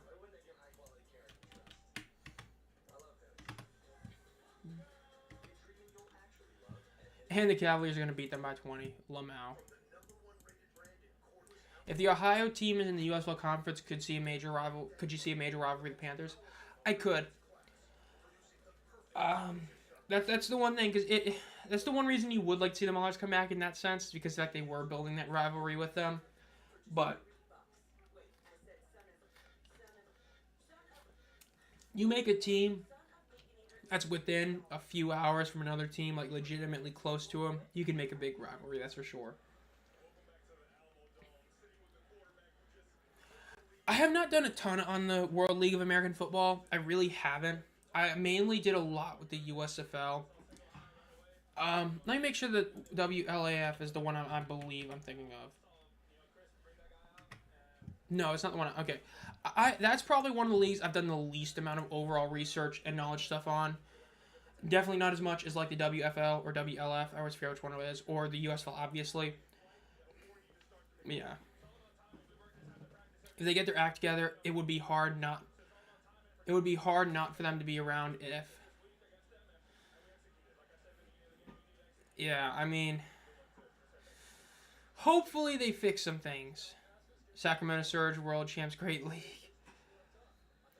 I mean, it is a shame how all these leagues, you could say almost the same thing, right?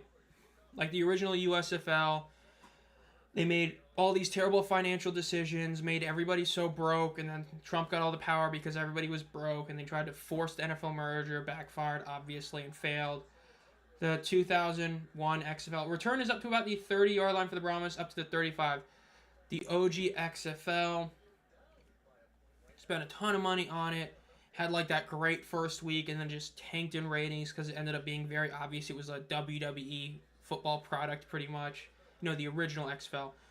AAF, you had a couple guys that did not know what they were doing financially, ended up trying to rely on a guy who didn't really care, and the whole rug got pulled. Then you had Vince McMahon complaining about money loss and COVID with the 2020 XFL. And those are just some of the leagues. You have the UFL that lasts for like 4 years in the fall. It's just insane. Hogan is in shotgun, down 1 point, again with a minute and 35 left in the third quarter. Passes to the left, it is caught up at the 40-yard line, gets tackled at about the 44-ish yard line, going to be about 2nd and 1, 2nd and 2. XFL 2 that one push. Hey, you got He Hate Me, though, or Big Daddy 69, the two classics right there. Bill Goldberg was on the Surge, speaking of wrestling. Some of those football guys you always forget. I mean, it's like the Bandits, right? The old Bandits. I've literally have... I know I've shown it on video. I've got like an old Bandits team or player thingy. I forgot what it's called. Not brochure. I'm forgetting the word of it. Signed by Ron Simmons and Lex Luger, who were both on the Bandits together for a year, which is insanely wild.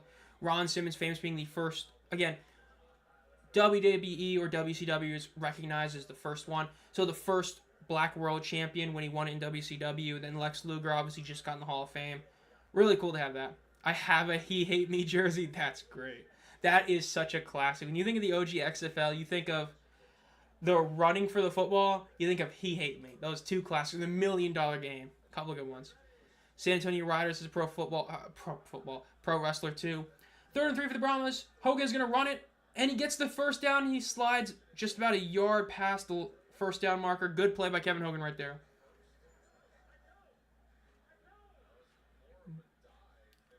Even if he started sliding, it looked like he was already past the first down marker when he started. Let's see. He definitely got that. Even if you call it a slide, he definitely got that. That's not a dive. That is like a borderline Joe Flacco level bad slide, but he definitely got that. Yeah, he didn't even like hit the ground at all until he was like already about like a third of a yard past it. Yep, that's a first down. San Antonio 3 of 9 on third downs. Hey, it's not as good as it was earlier, but still really solid.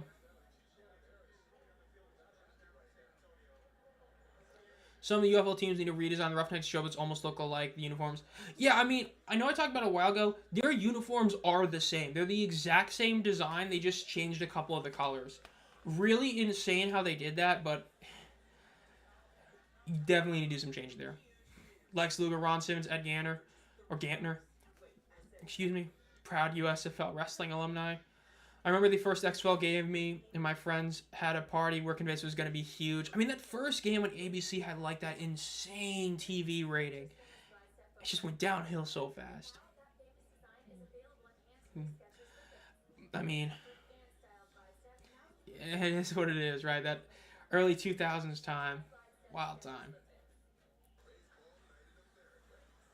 Baseball night in America. I will not be watching. Got hockey on, I'm pretty sure. Speaking of hockey, while we're in a commercial break, have we got a winner? No, we are still in overtime between the Maple Leafs and Panthers. Panthers need to win that game. If they lose, they're screwed. Going down 0-3. I mean, granted, reverse sweeps in hockey are possible. They're just really rare, obviously, but Thunder Nuggets. So it says start time at 10, but it doesn't look like it started. Okay, so we're joking. All right, Zomb, I've arrived at my location. Thanks for basically being my radio station for the drive. I'll check back in a bit. Hey, no problem. This, again, has been a wild game. Then, good night if you end up, not coming back early, but if not, we'll see you back later. We'll see how this game goes. I mean, this is wild that it is a 1-point game.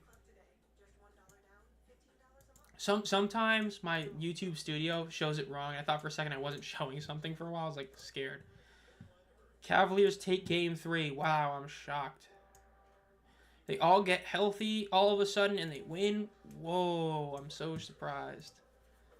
You know what I mean? Like, come on. Come on. Let's duplicate this tab. Let's change that 5 to a 4. There we go. Love the Utah Mammoths logo and colors. I do say I really wish we lived in a world where the football team kept their name.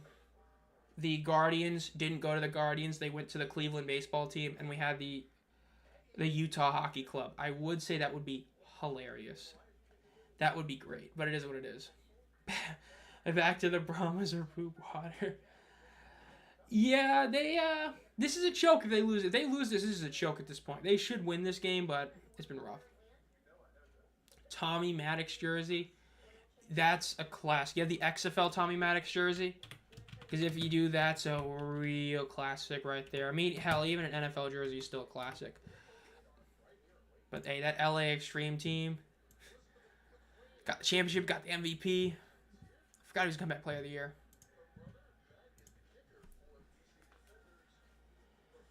Yeah, I forgot they're talking about that. How Peyton Pardee is like getting or got married to Matt McCrane's sister or something like that. Just hilarious. Just wild house. Like, the connections are insane. Number one, you have the grandson of the original Gamblers head coach, but then you have him marrying someone related to the kicker of the DC Defenders. Like, it's just absolutely hilarious in the best sort of way. Wade Phillips is in attendance with Moose right next to him in San Antonio. Will be interesting to see if he does come back this year. We'll see. Damn theme nicknames. Utah Mammoth. I love everybody, like, they were going to do, like, the Yetis or something, and people were like, hey, you can't do that or something like that, and people are thinking about that. It was wild. The Demons, the San Francisco Demons, what a logo. Went to the opener. That's a classic going that game opener. They do hand it off, run to the left, gets tackled at about the 50-yard line. If it ain't the Battlehawks and the Panthers and Championships, I'll be shocked.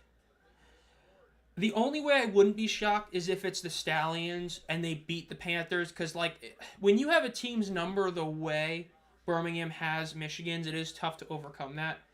So we'll see if Michigan can beat them in their rematch later this season. But if they lose that game, I wouldn't be shocked at them losing that game. But if it ends up being like Houston versus DC, I would be shocked. But it could be. Stadium was packed. Would love to see that come more this league. Maybe in the future. They get the snap off just in time. Hogan drops back. He completely dodges that sack. Gets the quick pass out to the right. Gets to about the 40-yard line. They're almost in field goal, like legit field goal range right there.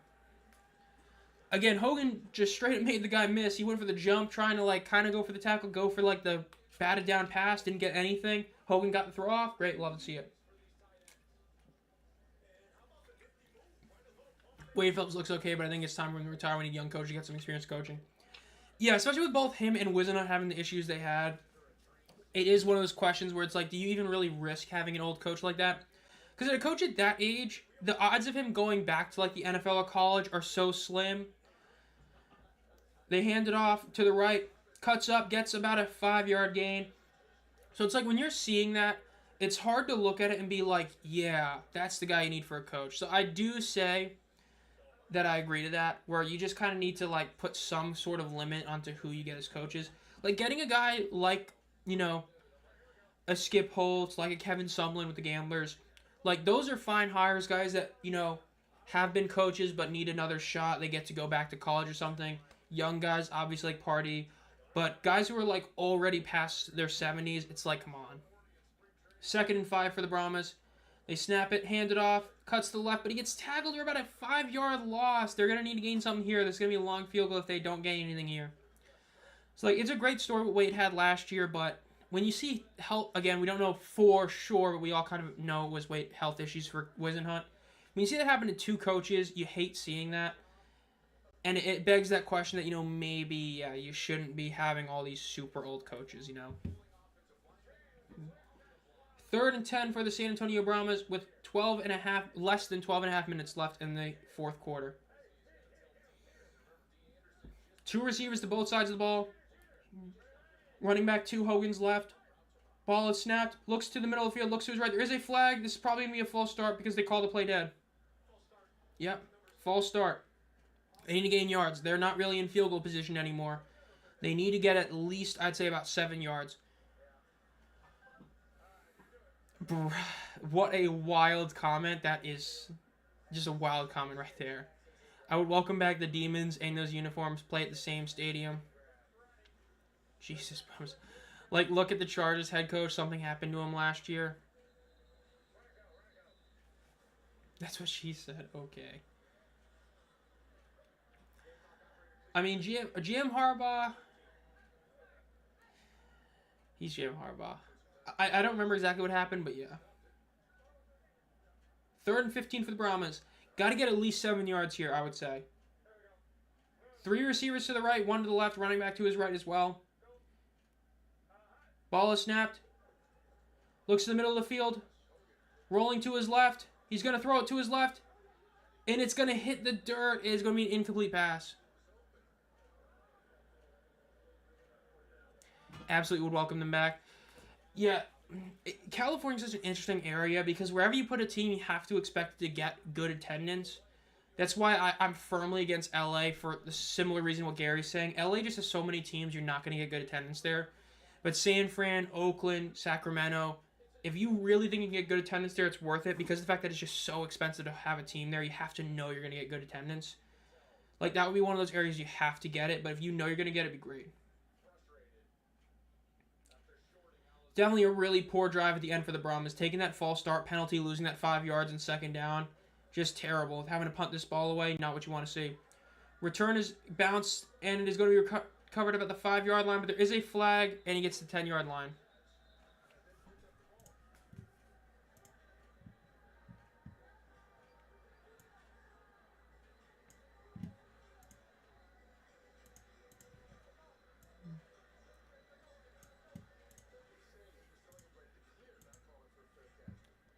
Also, we can't tell the team's going to be good when they expand. It is going to be very interesting to see for sure when they do expand, how the teams play that are expansion teams. How do they handle it with getting players from other teams? How do they actually look? It's going to be very interesting.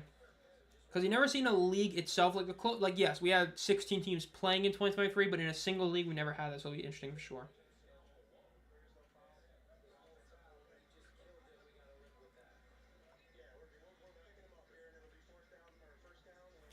Defenders determined to give Brahmas a chance.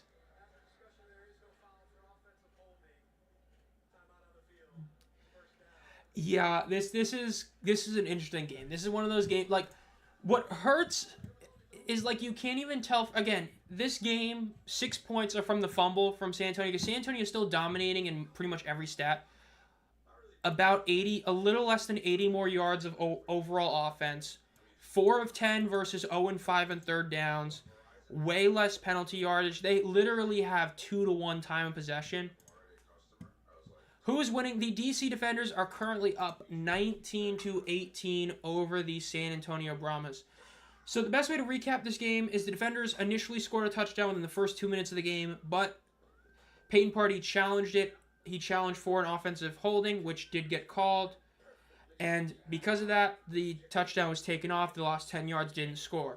San Antonio got a touchdown. Then later on in the game, DC fumbled the kickoff. San Antonio got a field goal off of that. Another touchdown happened. Another field goal happened. And then at the end of the first half, with about 30 seconds left, San Antonio was in field goal range with a chance to get up 15-6. But Kevin Hogan and Peyton Party mishandled the play. Ended up snapping the ball instead of calling a timeout, and then he rolled right into his offensive lineman. Basically the butt fumble, but for the UFL. Fumbled it, then the Defenders scoop and score to tie the game 12-12. Then in this half, it's just been both teams were able to get a touchdown. The only difference is DC has gotten an extra point attempt conversion, whereas San Antonio has not. Who do you think is going to win? It's a tough call. The way the game has been playing, San Antonio should win, but the fact is, it's just hard to pick them to get this W. Appreciated, no problem. This game has been really wild. I mean, the first touchdown DC scored, Teamu threw this really bad pass. Like, it wasn't a really bad pass, but it was like a bit of an overthrow, but Briley Moore tipped it to himself to catch it. It was great. Can't read it. Yeah, I hate how small Fox is. I really wish ESPN would bring back the score thing. We are currently in 11 and a half minutes left in the fourth quarter. DC just got the ball back, so they will have they're at 1st and 10 at about the 10-yard line. I have money on San Antonio. I hope they win.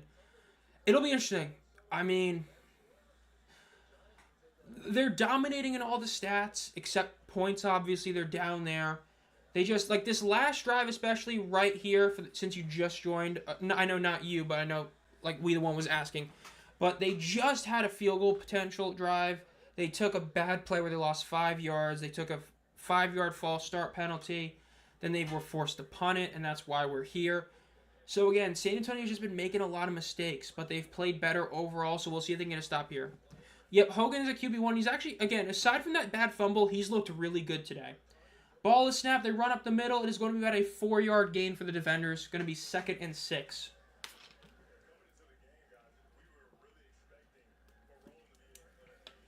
About 11 minutes left in the game.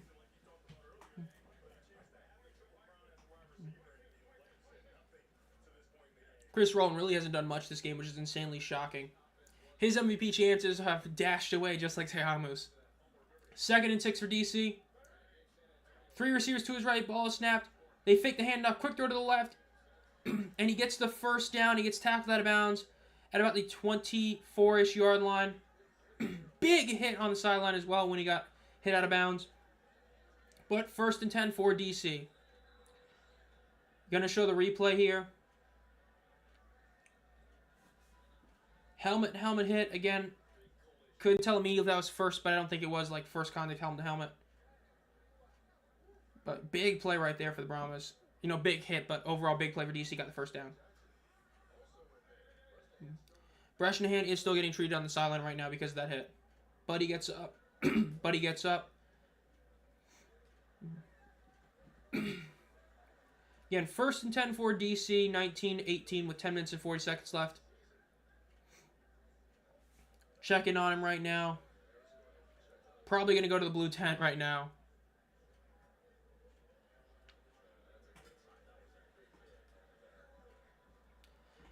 Man, it's still wild that DC's winning this game right now. Again, DC's time possession is so bad. It is literally like 33 minutes to like 15 or 16, I believe. Yet, DC's winning. I mean, hey, you got that random fumble recovery touchdown. Every point counts. Again, it's why San Antonio needed to kick those field goals when they did. I know they could have gone for it one of those times to get a touchdown.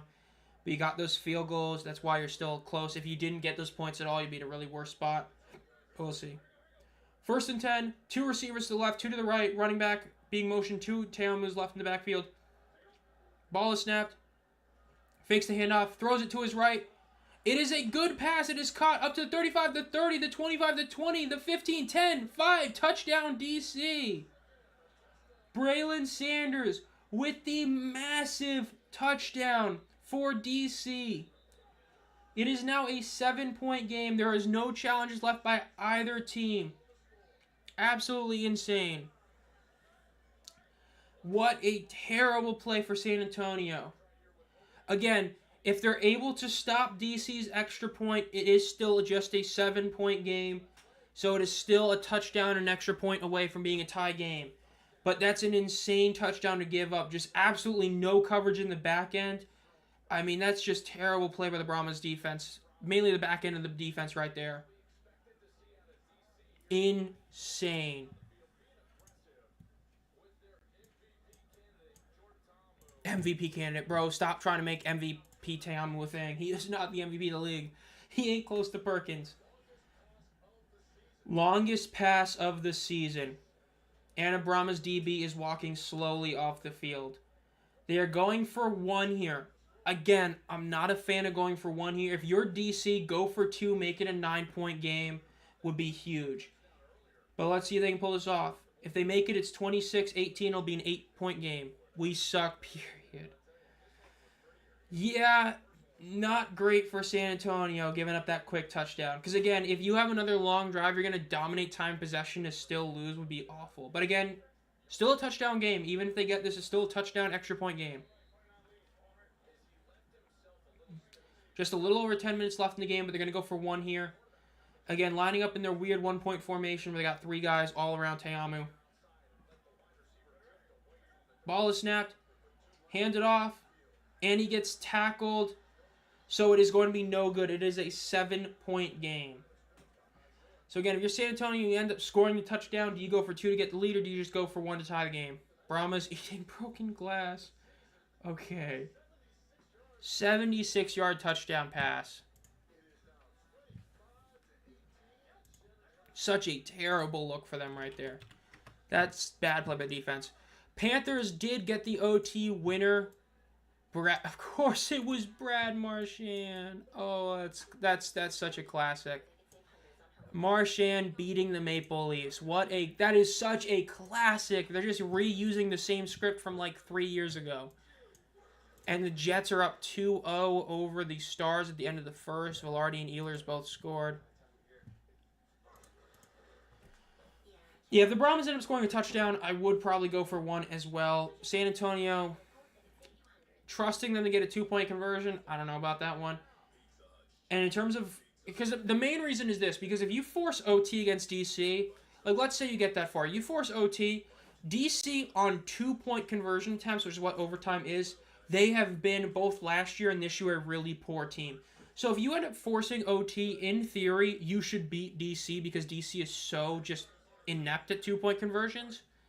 So I do agree. If you're San Antonio, play for the tie because once you go to OT, you should win. Like, essentially, if you lose in OT against the defenders, you deserve to lose the game. And there's no disrespect to DC as an overall team. It's just last year they were really bad at 2-point conversions, and this year they're really bad at 2-point conversions. Yeah, Adam, what's their stats? Like 3 of 11 on 2-point conversions this season? I believe it's something like really bad. Like, not good. So, I do agree with that. Go for 1 to tie the game. I agree. If you're San Antonio, get the touchdown.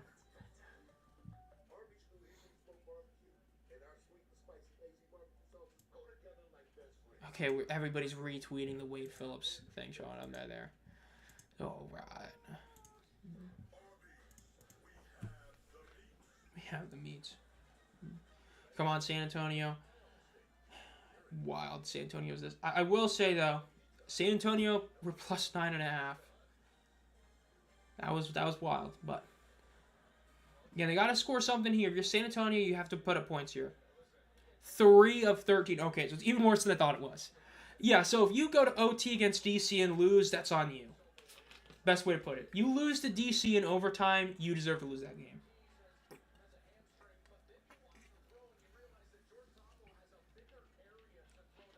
Man, that's just... The more you watch the replay, the worse it looks. You have nobody covering the back end.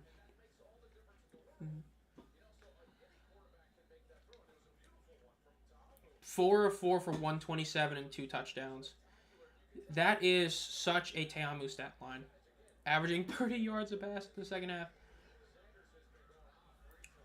Returns up to the 10-yard line, the 15, the 20, the 25, still on his feet, the 30, gets tackled at about the 33-yard line. The 4 home games for the Brahmas was their curse. It really was. Like, this is kind of what I feared would happen for the Brahmas. This is the whole reason I ended up not picking them to make the playoffs this season, you know, when I did my preseason thing. It was because of the fact that they didn't have any home games. I know people talk about, well, it's not really a home field advantage. There's only like 4K people in attendance. It's still a home field advantage. When you had to play your first 4 games all on the road, it's such a daunting task. And you ended up going like 1-3 there. Your season's just kind of screwed from there. So it's like, not, you hate to see it, but they're still in this game. We'll see what they pull off here. 1st and 10 for San Antonio. 2 receivers to the right, 2 to the left. Ball is snapped. Looks to his right, throws it over the middle. Great throw. It's going to be caught for about an 8-yard gain. They might give him an extra yard, give him a 9-yard gain. Overall, solid play. Yep, giving him 8 yards on the play. Just under 10 minutes left in the game now. Remember, tomorrow's game, we have the Michigan Panthers versus the Arlington Renegades. Then Sunday at 12, we have the Roughnecks versus Stallions, which I will be live playing that game, so be on the lookout for that one. And then right after that, you have the Battlehawks versus the Showboats on Sunday. Ball is snapped. They hand it off. First down up to the 50, the 45, the 40, the 30, the 20, the 15, the 10. 5 touchdowns, Brahmas. Jashawn Corbin just went right through the middle and went all the way for an insane touchdown run. It is a 1-point game. Massive touchdown for San Antonio. 25-24. Oh my goodness. That is over a 50-yard rushing touchdown. That is about a 57-ish yard touchdown run. Insane. Look at that. One guy he had to beat. And he got the better angle on the DB and was able to get that. Despite what that play may look like, that was a one-on-one play. It was who made the better cut, Corbin or the DB. Corbin made the better cut and was fast enough, got it. They are going for 2 here. This is a risky decision, but if they get this, they get the lead. Let's see if they pull this off. They're going with 4 receivers to the right side and 1 to the left. Ball is snapped. Hogan looks to his right, and he gets sacked. It is going to be 1-point game still, 25-24. That is the biggest issue for the Brahmas aside from the fumble earlier. They are now 0-3 on extra point attempts. DC got the one that was successful, and that's the reason they have the lead right now. But again, it is still a 1-point game, DC over San Antonio. 25-24, insanely close game.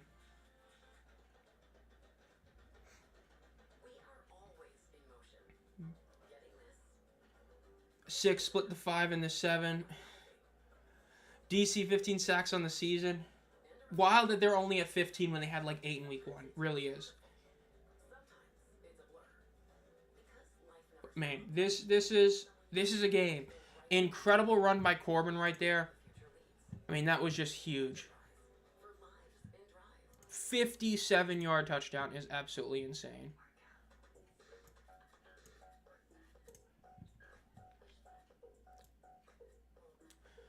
Let's see. Week 7 inactives for the Battlehawks. Freedom, Akinmoladon, Ryan Cole, Austin Fowlu, Kevin Lattilis, Teton Saltz, Sam Wiggles,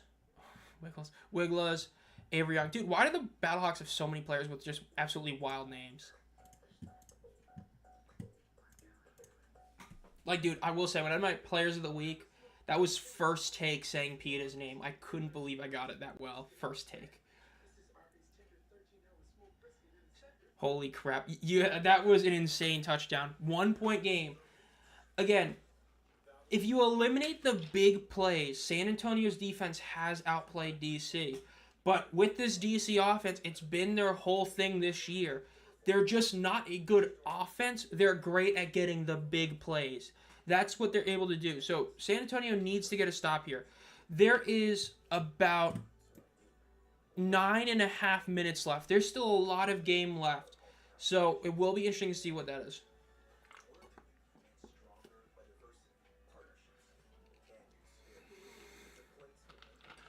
When it comes to stats, kind of, Like, I believe certain stats like interceptions do count, points count.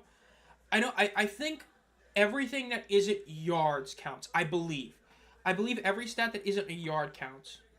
Correct me if I'm wrong, but I think that's the case. Because I believe, like, obviously 2-point conversions count for, like, Bryce Perkins' overall point stats.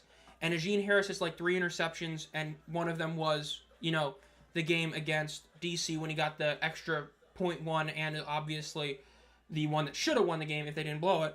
So I believe every stat but yards, but it might count. I don't know for sure, though. Again, overall stat comparison, this is a really good look when you look at it. Again, Teamu, this is easily his best game of the season. Right? The Michigan game, he had one great quarter, but as a game, this is his best game he's had all season. But a lot of it is because he had those big plays. But, hey, that's what he's been missing all season. He's been very inaccurate. Tonight he's been very accurate. Kick is up. The DC defenders will be returning the ball at about the 3-yard line. Up to the 10, the 15, the 20. Cuts to the right. Gets tackled at about the 21-yard line. San Antonio needs to get a stop here. Again, they've kept this DC offense defense on the field for so much of this game. The more that they're out there, the harder it's going to be for them to stop the Brahmas offense. So if you can get them right back on the field, it'll be great. That's the one issue with DC scoring that touchdown so quick, is you made that defense that was already tired continue to be tired.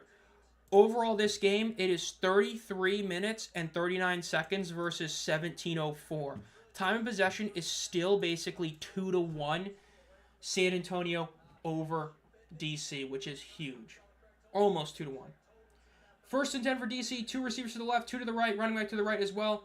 They hand it off on first down. He gets tackled for about a 2.5-yard gain. Going to be either a long 2nd and 7 or a short 2nd and 8. Brahmas points versus DC, they've scored 48 total points, and the other 5 games, 47. And hell, if you eliminate the Michigan game, it's like 27, so yikes. This is going to be 2nd and 8 is what they're calling it on the field. Under 9 minutes left in the game now. 2 receivers on both sides of the ball. Ball is snapped. They fake the handoff. Teamu looks to the right. He throws it. It's going to be caught for a first down and tackled at about the 37-yard line, 38-yard line. Big first down for DC. 8.5 minutes left. This is why I hate sports betting. A little stresses me out. Hey, it makes watching any game, though, a bit more fun. Even though when you win, it's fun. When you lose, not as fun, but it makes it definitely a big experience for sure. First and 10, they're going to eat up some clock and snap the ball at roughly about like 8:05, 8:10 left in the clock. Ball is snapped. Fake the handoff. Quick throw to the left. It is caught. He's going to get to about the 49 or the 44-yard line. Going to be about 2nd and 5 here. 2nd and 4. Decent spot for him. Again, 25-24 is the score. We're under 8 minutes left. We're at about 7:45 now left in the game. DC has all 3 timeouts. San Antonio has 2 because they were forced to use, or they weren't forced, they chose to use it earlier in the game for a really bad reason. Teamu was 6 of 6 for 148 and 2 touchdowns in the second half. That's insane. Ball is snapped. Hand it off. Run up the middle. He gets just past the first down marker. It's going to be 1st and 10 at about the 48.5-yard line in DC territory. Again, there's still a lot of time on the clock. It does hurt that San Antonio missed that extra point conversion, because now if DC scores, they're going to have another shot to up this to being like potentially an 8 or 9 point game. We'll see. 7 minutes left. DC is catching up on total yards. They were down, but now they're 20 yards behind San Antonio. Still really far behind rushing, obviously, because of that 50-yard rushing touchdown. Ball is snapped. Fake the handoff, throw over the middle. It is going to be caught.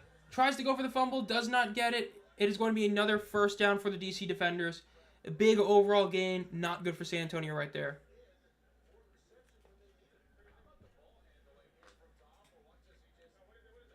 Again, just a quick throw over the middle. Moore had to reach out to get it, but was able to get it. First down DC.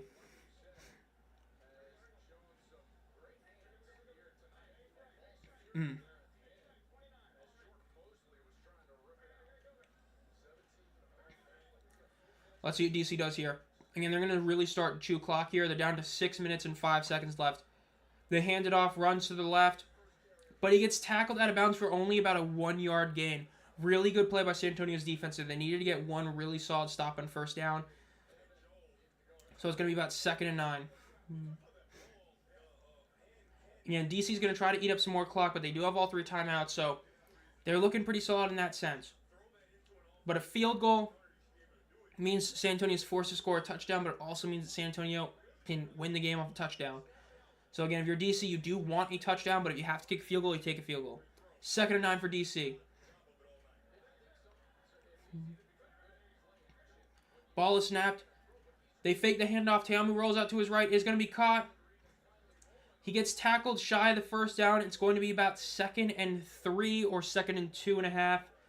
Or 3rd down, I should say. 3rd and 2, 3rd and 3 for the DC defenders. Going to be 3rd and 2 for the DC defenders here. With 5 minutes and 10 seconds left in the game. With a 1-point lead over the Brahmas. Teamu is in shotgun. Ball is snapped. They fake the handoff. Teamu's going to run it himself, but he gets tackled immediately. Does he get it? This is going to be a close spot, but I think he might have been just shy. Nope, they're going to give him the first down. It was close, but he did get it. 4 minutes and 49 seconds left. But because of where they are in the field, they're not going to be able to fully eat up this clock. No matter what, San Antonio will get the ball back, barring like a bunch of penalties and stuff happens. They should get the ball back with at least some time on the clock. That is DC's first, as Adam pointed out, that is their first 3rd down conversion on the day right there. Big play by Teamu. 1st and 10. Ball is snapped. Fake the handoff. Quick throw to the left. It is caught. And he's still on his feet. He gets the first down. He gets tackled at about the 12-yard line. Bad play by San Antonio's defense. They might not have been fully expecting a pass play. Teamu came out for a little bit. He's still out right now. DeLillo's in quarterback for DC. But again, he got that quick pass out. Got the first down. Under 4 minutes left. We are officially under 4 minutes left in the game. Looks like Teamu might come in the next play, but not this one.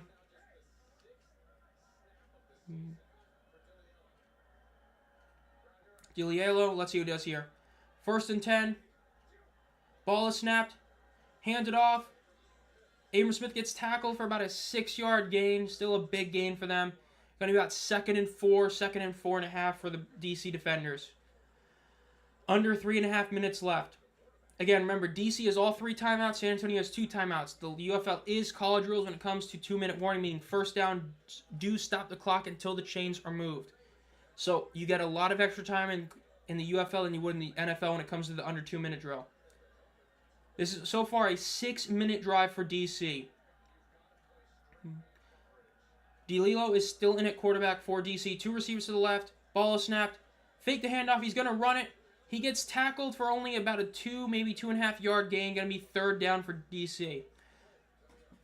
They are in this borderline 4-down area because if you don't get it, you fail this 3rd down.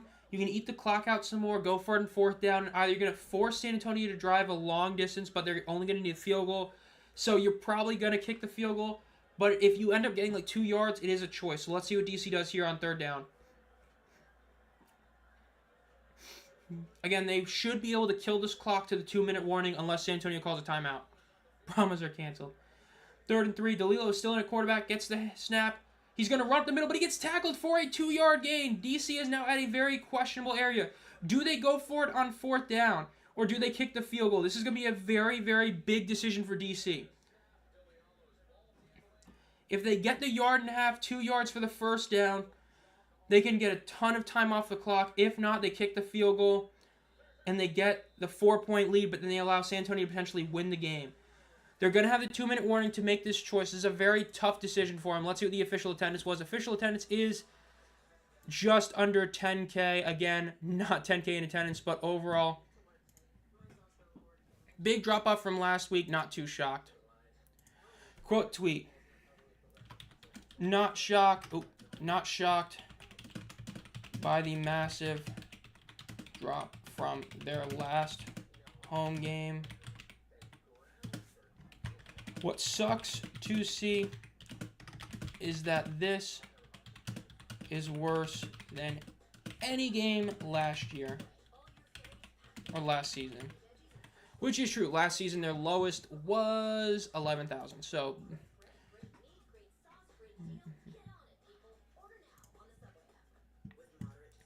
big L right there. Be a Cowboys fan. Okay, so we're just making fun of the Dallas Cowboys.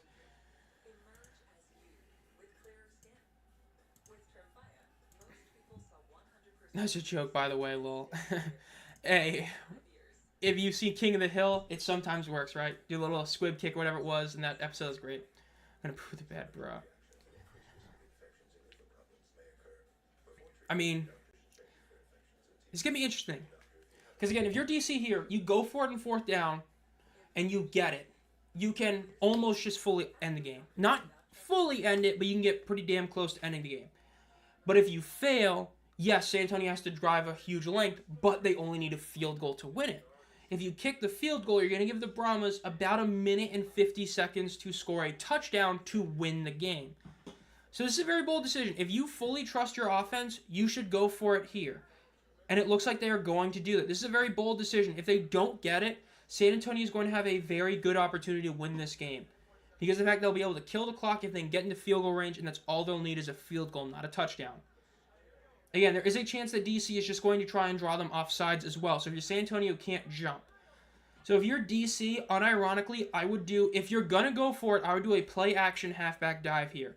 Do a little out route to the side, because if you do that, you might be able to catch somebody jumping and do it, but we'll see. League better invest in local marketing. If they don't, I'm beyond concerned for the league's fate. Yeah, I mean, the only league that they somewhat marketed in was Memphis, and it did not work. But they need to really, like, putting one billboard is definitely not enough. They need to do a lot more next season. Hopefully they do, especially Arlington when you have the hub there. They're doing this out of shotgun. If they actually call a play here and they fail, it's because they did it in shotgun. They call it a snap. They throw it. It is a throw. It is a play action, and it is a touchdown to an offensive lineman. Unbelievable. It's, like I said, Vegas called up at the game, surprised everyone. Touchdown DC. Like sometimes it's just simple as that. That was such an easy call, play action, throw over the mid. Granted, I thought it was going to be to the side. Man, that was a bold decision to snap it that early. Man, what a bold decision. Again, San Antonio, if they can stop the extra point attempt, they still have more than enough time to get a touchdown and tie this game. And remember, if you force OT against this DC team, there is a very good shot you win this game. Looking like the Detroit Lions, bro. Gee, man, come on. Catching the end of the game / stream is peak. This has been a wild one. Brahma's gonna Brahma. Oh. Yeah, what Adrian said is true. That fumble is really the thing that's going to hurt this Brahma. That's going to haunt the Brahmas. Because that was such an inexcusable fumble to take. That's definitely what's going to hurt. Insane. What am I'm hearing something. I don't know what's vibrating. It sounds like a phone, but I got no phone in here that's vibrating, so whatever. There goes my money, hoping for a miracle. I mean, there's a minute after the kickoff. There's going to be about 1:50 left, 1:45. It really comes down to this. If they can stop them, there's a chance. If they allow DC to get the extra point attempt, it's going to be rough. Brahmins are more disappointing than my parents. Bruh. Wow.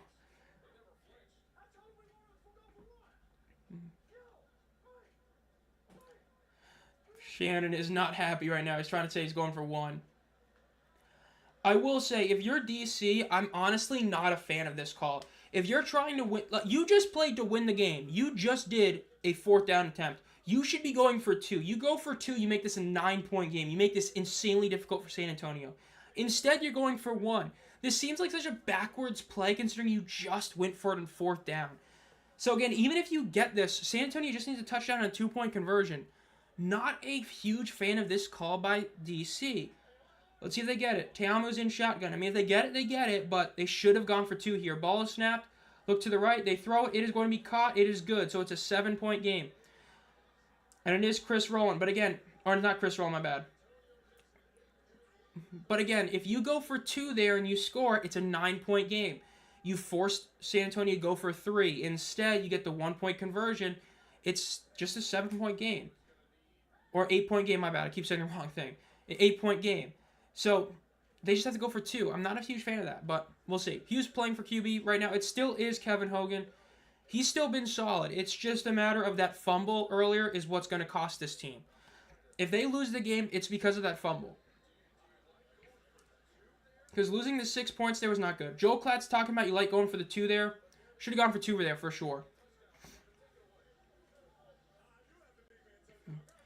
I haven't been here, but can you finally not hate Jordan, please? This is his best game, but I will say the amount of times they've been trying to glaze him as an MVP candidate is pretty wild. Like, this has definitely been his best game, but MVP, stop. But he's been great tonight. There's nothing to say. He's been great tonight. I mean, he had that, like, little spell in the first quarter that wasn't looking great, but overall has been really good today. I mean, even though the main story is the San Antonio fumble, this is his best game of the season, by far. Minute 55 for San Antonio. Can they pull this off? They need a touchdown and a 2-point conversion to force a tie. Return to the 10, the 20, the 25, and he gets tackled at about the 26-ish yard line, 27-ish yard line.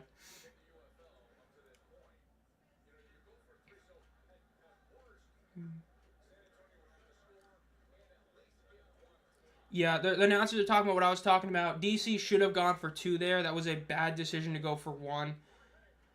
Because if you go for 2 and you make it, you force San Antonio to get the 3-point conversion if they end up scoring. And if you fail, it's still a 7-point game. It's just, yeah. Top 5 best QB stat line. Are you talking about, like, top 5 game? Yeah, this is definitely one of the 5 best games of the season for a quarterback for sure. 1st and 10 for the Brahmas with a minute 48 left. They're at the 29-yard line. They have 2 timeouts left. All the receivers to the left side of the ball. Running backs to the right. Ball is snapped. Looks to his left to throw. Throws it over the middle. It's going to be caught for a first down. Gets to the 43-yard line. Jordan turnover is cooking. Again, big first down for San Antonio. Again, the most important thing is using the clock correctly. Because of the fact that this clock obviously stops at first downs, you have to go fast, but you can't go too fast. You can't give DC time to score a field goal if you end up tying the game. And Hogan gets sacked. Takes a really bad sack there. We're going to call a timeout here, it looks like. Brahmas, stop giving me hope. Yeah, that was a bad sack take right there. Hogan sucks. I don't care what you say. This game, he's been really solid. The fact is, for the first half, he was thoroughly outplaying Te'amu, and that's despite Te'amu playing great. It's just he was playing better. But then the sack, or the fumble happened, and since the fumble, it's a different story. Hogan still looks like the best quarterback for the Brahmas, like he just does, but he has not looked as good as he did in the first half. The first half, before the fumble, he looked really solid. He's still shown flashes, but this second half, it's a lot like Te'amu last week, right? Te'amu last week had that incredible first quarter, and he kind of fell off. Basically that, but like the second quarter, like end of the second quarter, Hogan just hasn't been as consistent as he was at the beginning of the game. The first half, he was making these great throws where he was literally getting hit, but he was throwing it at the perfect time to still get a perfect pass out to his receivers. But then in the second half, he started taking those hits instead of throwing the ball. So he's not getting them off, and it's just been a big difference. That's the biggest difference in terms of the Brahmas offense, is Hogan when he's getting hit. He's not getting the ball out in time, which he was last week. And I will say, by the way, this is definitely one of the longer games of the season. We're at 11:09 right now in terms of time. These are normally just under 3-hour games. This is one of the longer games of the season so far. Minute 31, 2nd and 16 for San Antonio. 1 timeout left for the Brahmas. No challenge for either team. 2 receivers to the left, 2 to the right. Running back to the right as well. Ball is snapped. Hogan drops back, looks to the left, looks over the middle. He's going to run to his left. He's getting pressured, and he just slides down. Terrible play by Kevin Hogan. Terrible, terrible play. They shouldn't be calling a timeout here. If they're calling a timeout here, I would not have done that. Now you lose your last timeout. You've got 2 plays to get a first down. Thanks to the stream, homie, subbing now. Hey, thank you for that, and I'm glad you had a good time. Again, I do 2 of these every week during the regular season. Again, I'll be doing the next one on Sunday morning for the Roughnecks versus the Stallions game. And I do every Friday Night Football game this season, so got 2 of them. 32-year-old was getting rocked every play. This is definitely a bad drive for the Brahmas right here. This is not good. 3rd and 26 now. Getting back-to-back sacks again. Greg Williams may not be here, but the Greg Williams defense is still here. Pass rush, pass rush, pass rush. Just get to the quarterback, and it's working. Again, the Brahmas, they have to get... You can't really justify going for the first down here. If you're able to, you get it. You need to get at least half of this back. You need to get at least a 13-yard gain here. Bare minimum 10. You got to make this at least a 4th and somewhat manageable. But if you get the first down, you get the first down. But again, a minute 22. Time is not the problem. The problem is getting the first down here. So let's see what they pull off. 3rd and 26. And it looks like that's going to be a false start or a neutral zone infraction. Let's see which one they call. False start, 5-yard penalty. Make that 3rd and 31. This was a fun game. It is one of those that's kind of annoying that you're going to have that big asterisk of the fumble. But overall, man, just not great for San Antonio. They just made so many bad mistakes this second half. That fumble is what cost them the game. That's really what, because after that, they just haven't been the same team. It really is insane. I can't wait for Bryce to rock my Renegades. Hey, the PFN curse, every number 1 PFN team is lost. Maybe for your sake it happens again and the Panthers lose. Ball is snapped, Hogan drops back there, throws over the middle. It's caught. He gets the first down. He gets to the 45, but it's a fumble. Is that a fumble? If it's a fumble, it's DC ball, game over.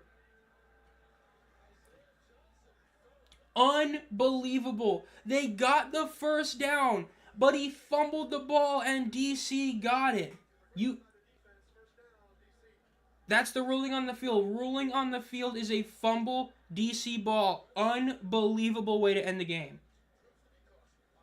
Let's watch this replay. Incredible throw by Hogan. Great run initially. He fumbled it. They just show the replay. That's a clear as day fumble. That's terrible. That's terrible.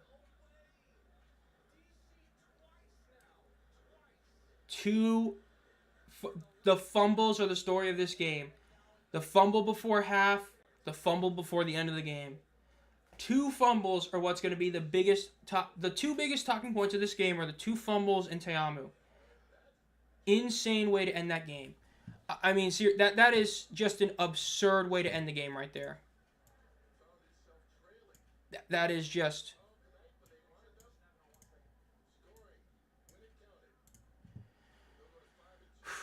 really, really rough to see that right there.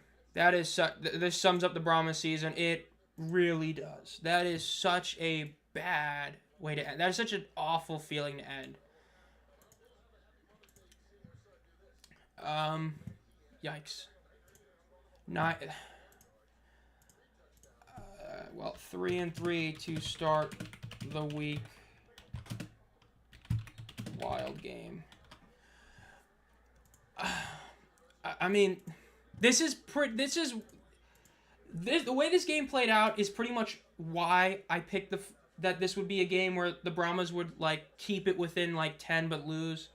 I had that feeling that DC's defense was gonna not play incredible, which they didn't, and San Antonio's offense would do enough to score some points, which they did, but they wouldn't do enough to win because they'd make some sort of mistake, which they did. Yeah, is this Brahmas season worse than 2023? I would say so because this season had expectations. This isn't like your first season. You were in the championship game last year, and to lose like this the way you have this season is rough. I mean, it's like they said, if you eliminate the 2 DC games, this team has scored no points. They had the Panthers game, the 2 DC games, and that's it. This is a rough one for San Antonio for sure. I mean, this is the kind of game that's going to probably keep you at number 8 in the power rankings for a reason. Yeah, Anthony Miller also said this is a way that sums up the game, or sums up the season, gets the huge play just to not, keep it. I mean, just wild game. Good night, Gary. Hope you had a good time. Speaking of eliminated, so yes, this does mean that the Brahmas, if St. Louis gets the W on Sunday, the Brahmas are officially eliminated from the playoffs. So be on the lookout for that on Sunday. Overall, though, man, it's insane how this game worked out, but this is a good stream. It's a fun one. Thank you all for being here. See some new faces. Again, if you enjoyed this, make sure to like this stream, subscribe to the channel. Again, I do I do 2 streams a week. Again, I did this one tonight. I'm doing the Roughnecks Stallions on Sunday, 11:45 a.m. Might be a couple minutes late because of Mother's Day breakfast, but I'm still streaming that game. So I've got that game coming up, and then next Friday, obviously. So be on the lookout for those streams. Power Rankings obviously on Monday. Think about becoming a community member for 99 cents a month or a community hero for $2.99 to vote in one of the games you stream. And as always, guys, have a great night, and I hope the rest of the games this week are good. Because before I go, Friday Night Football tier list, this is one of the best games this season on Friday night. This is probably an A tier Friday Night Football game, even with the wackiness. Forgot about that. Definitely a great Friday Night Football game. Haven't seen too many of those, but this is a good one. Again, good night, everybody. See y'all.